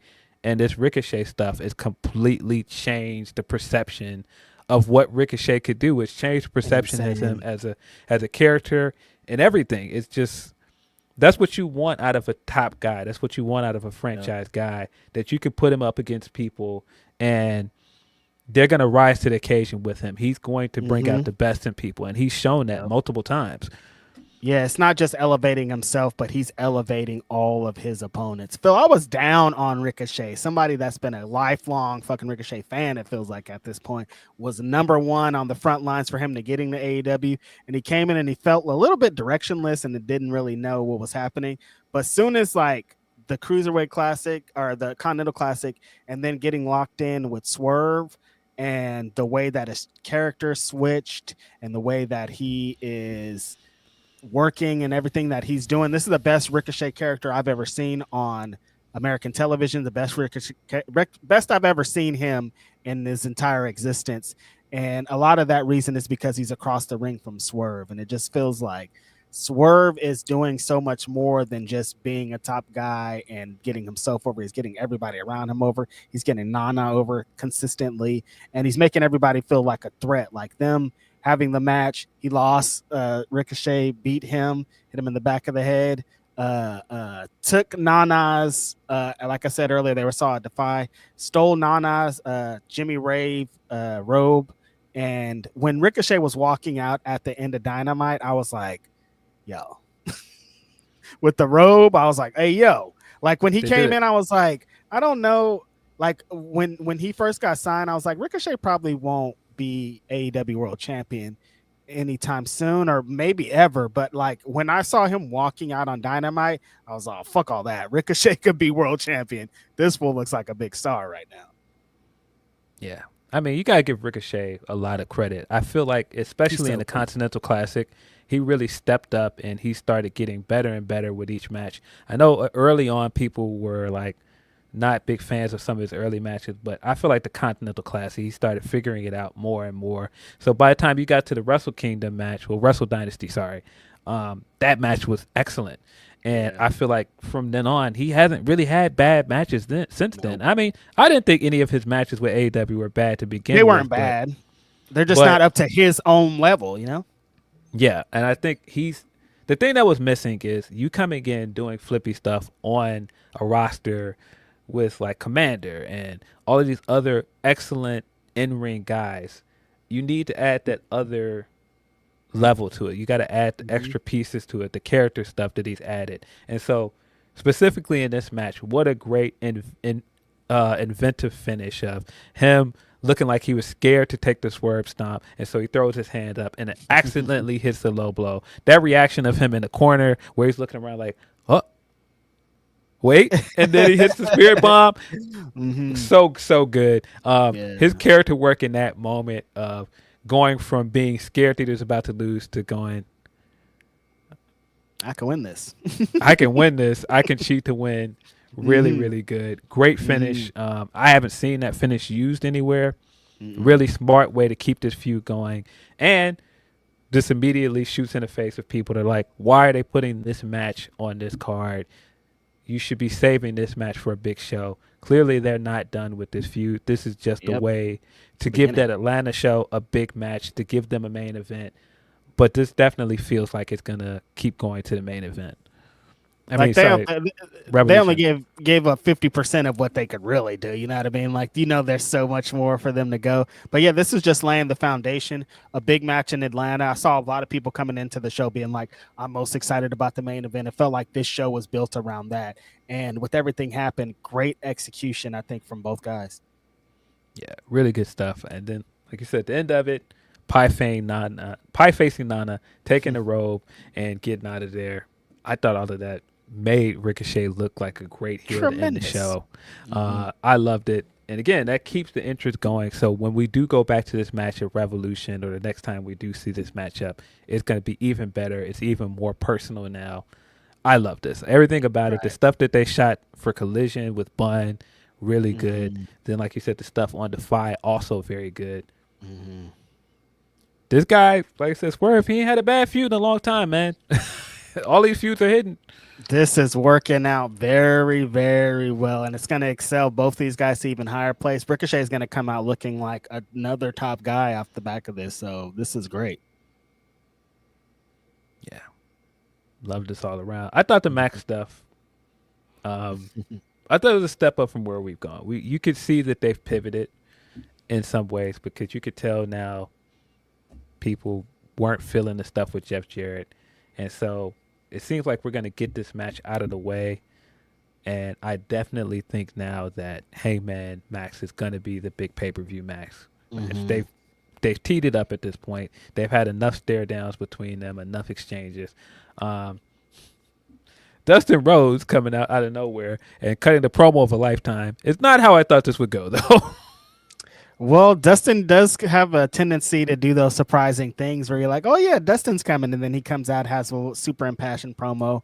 I'm like, oh, yeah, that would have been way better if Jeff Jarrett would have said that instead of trying to get into the mud with him. It's like, no, you got to do the opposite of that because Max is number one at that. And that's what Dustin came in to do, established himself as the same kind of story, same kind of ending, been in this wrestling business for a long time, but a different way to deliver that promo. I thought Dustin really did it. I still am not super interested in seeing Max with over 50 guys and having matches and feuds, but I see what they're doing. Yeah. Kenny Sign Guy, this is a live show. It's not a recording. We are talking to you live via YouTube. It's, Sunday, February 9th, Super Bowl Sunday. Yeah. We're not doing the bit where somebody freestyles and they try to prove it's a freestyle by looking around in the crowd and saying something to the crowd. hold up for an object. I'll put that in there. A water bottle. Yeah. Hold up. Somebody holds up the car key. These are car keys.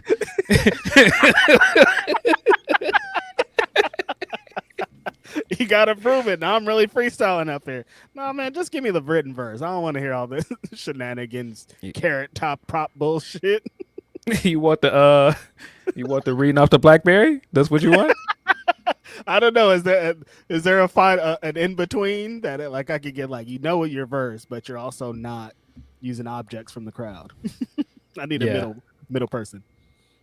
I was laughing with my brother because my brother DJs, and so he was making a mix in the background, and he played the Artifact record, and immediately I thought of Lupe rapping over the Artifact beat. I can't remember if it was on Sway or where he was when he rapped over it, and Lupe is going to make sure it's a freestyle. He doesn't go to any of these places, and he does it freestyle. And so now when I think of that Artifact beat, I immediately think of him doing that freestyle. There's a few of those like that. I think of his freestyle, like the Moment of Life freestyle he did on Tim Westwood. I think of that every time I hear that beat. And also his Rhapsody verse over You Got It Like That. Mm-hmm. I always think from Enemy of the State when he raps over Say Something, the Drake song. Like every time I hear that, I'm like, Lupe fucking destroyed this beat, dog. He went crazy on that beat. Give it back. He went crazy on that beat, man. Yeah, that one's wild. That's one of my favorite Lupe ones. Yeah, I love that mixtape, by the way. Enemy of the State. Mm-hmm. A lot of heat on that one. Yeah, his first on All the Way Turned Up, he smoked that. It was a few of those where that was that time period where he wasn't ending up on a lot of lists, so he kept putting out all these loosies, and I was like, yeah, I got my guy fucked up, man. They did have him fucked up. It's true. They still haven't fucked up. Forever haven't fucked up. Imagine used to saying Enemy of the State is his best project, in my opinion. I don't know if I would say that, but I think in terms of mixtapes, it's definitely up there. Like if you just want to hear some raps like this guy going insane, I understand. You know what I mean? There's not a lot of concepts. He's just on there spitting. Out of his mixtapes, I understand why you would say that, man, because he's got so much heat on there. He went through a few years where he was dropping mixtapes and just different, man. It was always around the same time period, around November or December. I'm going to get into these last few Humper Chats and Super Chats and get on up out of here. We got one from Bianca. She says, between AEW and Montoya crashing this week, been wild. What is this Montoya thing? I keep seeing people talking about it. I have no idea what it is. Who is Montoya? I don't know. I keep seeing people talking about it on social media, but I have no idea what it is. I don't know what that is. You know, I don't Fill us into the chat because I have no idea what that is. Mm-hmm. From Adrian Carpenter, says Elektra Lopez released according to PW Insider. Yeah, I haven't seen any confirmation of that, so I don't want to jump to conclusions. But I mean, I figure there's going to be more. Like, I don't think it's over. Yeah. Porque. Yeah. Revenge of the Nerds is possibly my favorite Lupe mixtape. That was around the time I really became a fan. That mixtape and just the Fahrenheit 115 series all together, great mixtapes. Yeah. Let's see get these last 3 or 4 Humper chats in. Humpies. We are gonna slide. See, from New Lac City, Charlotte went with a flop.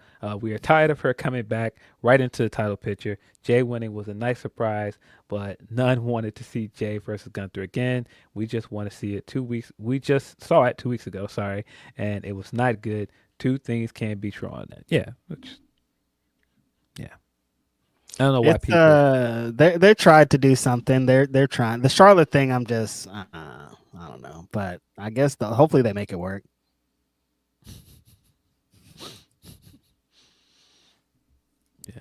Desi is explaining the Matoya thing. Okay. She says the video from a Spanish version of Temptation Island. My guy Matoya was down bad. He got his little ass shook. He got a little ass shook in his face, and this girl got fucked. LOL.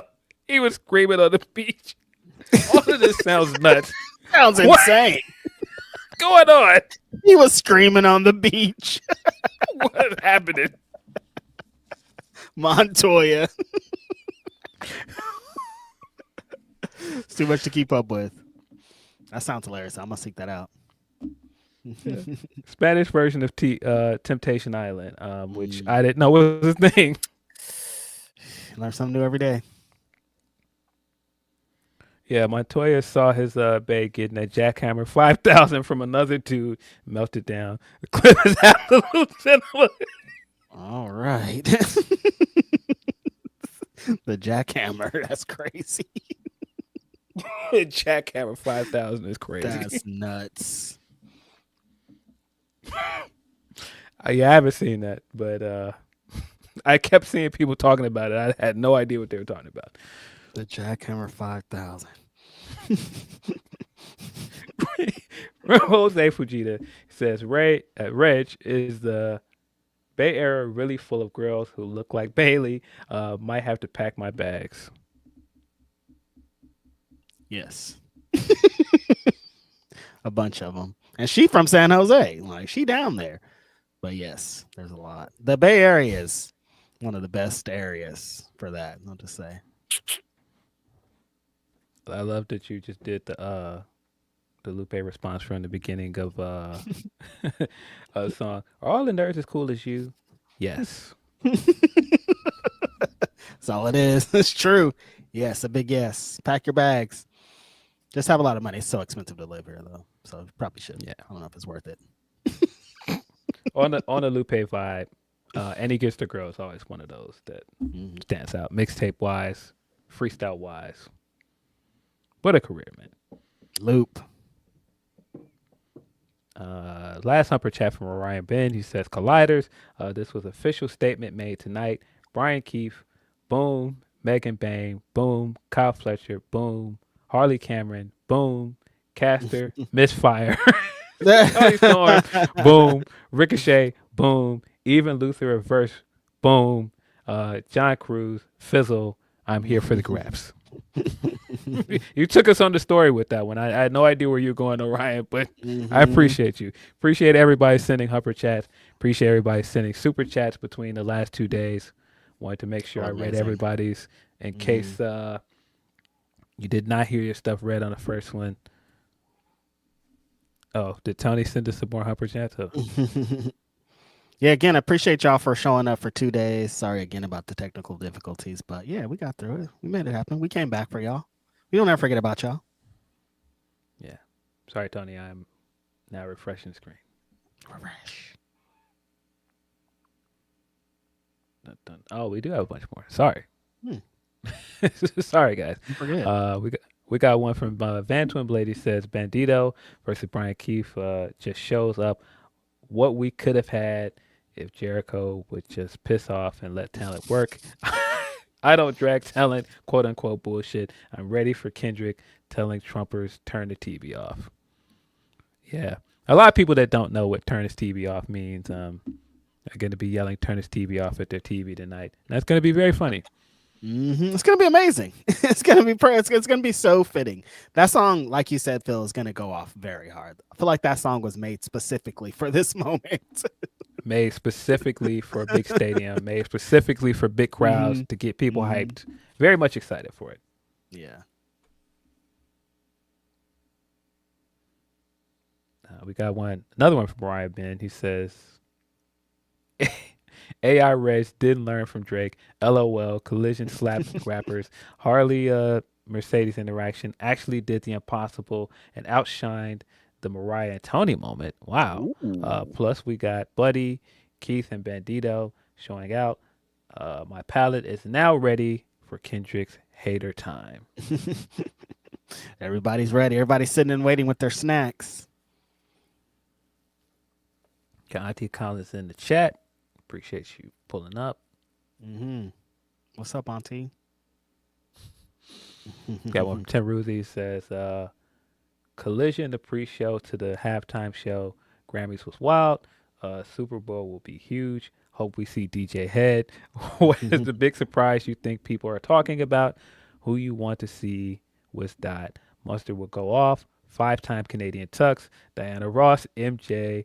Grammy throwback. I think we're definitely gonna see somebody else from TDE. I wouldn't be surprised if we see like somebody from the Black Hippies, maybe all four of them. Yeah. All four of them think at they're all on a them Super up there. Bowl. That would be pretty cool. Yeah, Orion, that's who I was about to say. Tyler, I think is the big one I wanna Tyler. see. Yeah. Tyler was acting like Jordan Grace when talking about the Royal Rumble. He was like, I'm going to be somewhere. I can't do that. So I don't know if he's actually going to be there if he was trolling. Yeah, other than that, I'm not sure. A big surprise. I'm like surprised because I'm like, Dre and Snoop are just on the damn thing. So that's not like a surprise. If it's a big surprise, I feel like it's going to be out of left field. It's not going to be a West Coast artist. Hove? I don't know if it's the right timing to get Hove. Probably not, huh? Nah. That's why I'm like, who? Kendrick. Who do I think? Outside of Wayne, Cole? Cole would be. That would be a really big surprise. With everything that's going on, Cole would be pretty big. I would actually love that, actually. That sounds good, don't it? Wouldn't that be like a nice little, oh, there's Cole. Like, I would like that. Yeah, you know, they have their history together. There's that mixtape that we were supposed to get that never happened. The Jodeci freestyle and so many other things. Like Black Friday when they switch beats. Yeah, I can see it. Jay Hayes says The Weeknd. That would be pretty funny. I could see that. Yeah, definitely. He just put one out too. That would be good. Let's just be still playing this petty game though. Yeah. Skywalker Views says, "Yep, doing Poetic Justice. If he played a snippet of Poetic Justice, bro, I would be out of here." That would be a pretty good troll. Just smacked in the middle, just one verse from Poetic Justice. Yeah, not even the verse. It's just the hook. He's just going to do the hook. Get out of there. Probably not. Yeah, I don't see that happening. Yeah, other than that, I mean, I think Cole is a good shout. Cole makes a lot of sense as a surprise. That's the only one I could see as being a big surprise. Or if Wayne was lying and he is the surprise, I could still see that too. Yeah.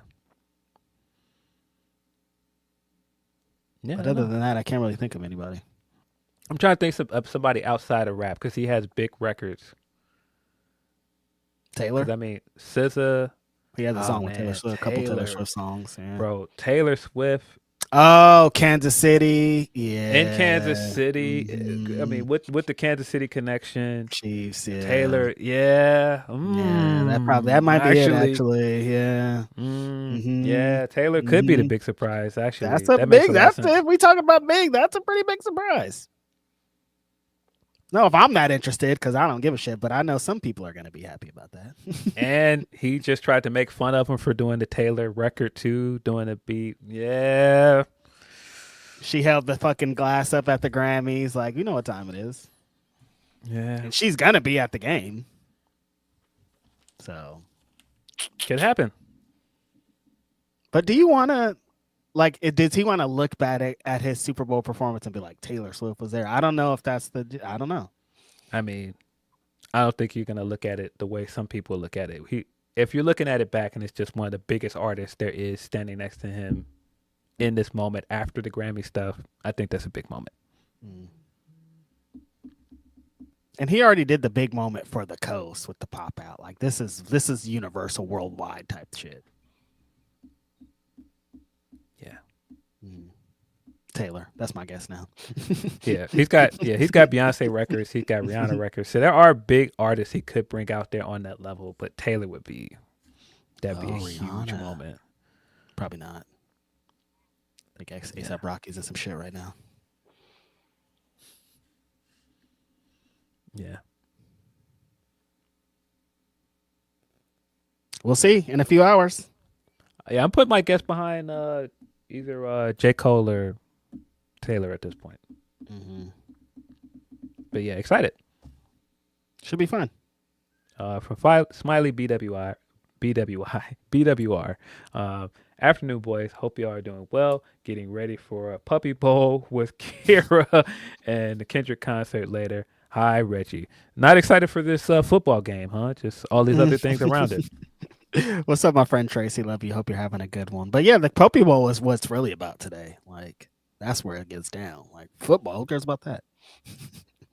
Yeah, Braden Dane is saying in response to the Taylor thing, Nas seems hypocritical if the whole beef was based on Drake catering to white people. That's not what the whole beef was based on, though. That wasn't what that is. I think it specifically pointed at Drake making the jab at him, doing the records with Taylor, only because he had to make the money for splits with Top. There's layers to him putting Taylor on that stage with him. I don't think it's just as simple as him. I don't think he's like he's doing it to cater to white people. That wouldn't be the reason why he did it. It'd be layers to it if he brought her out.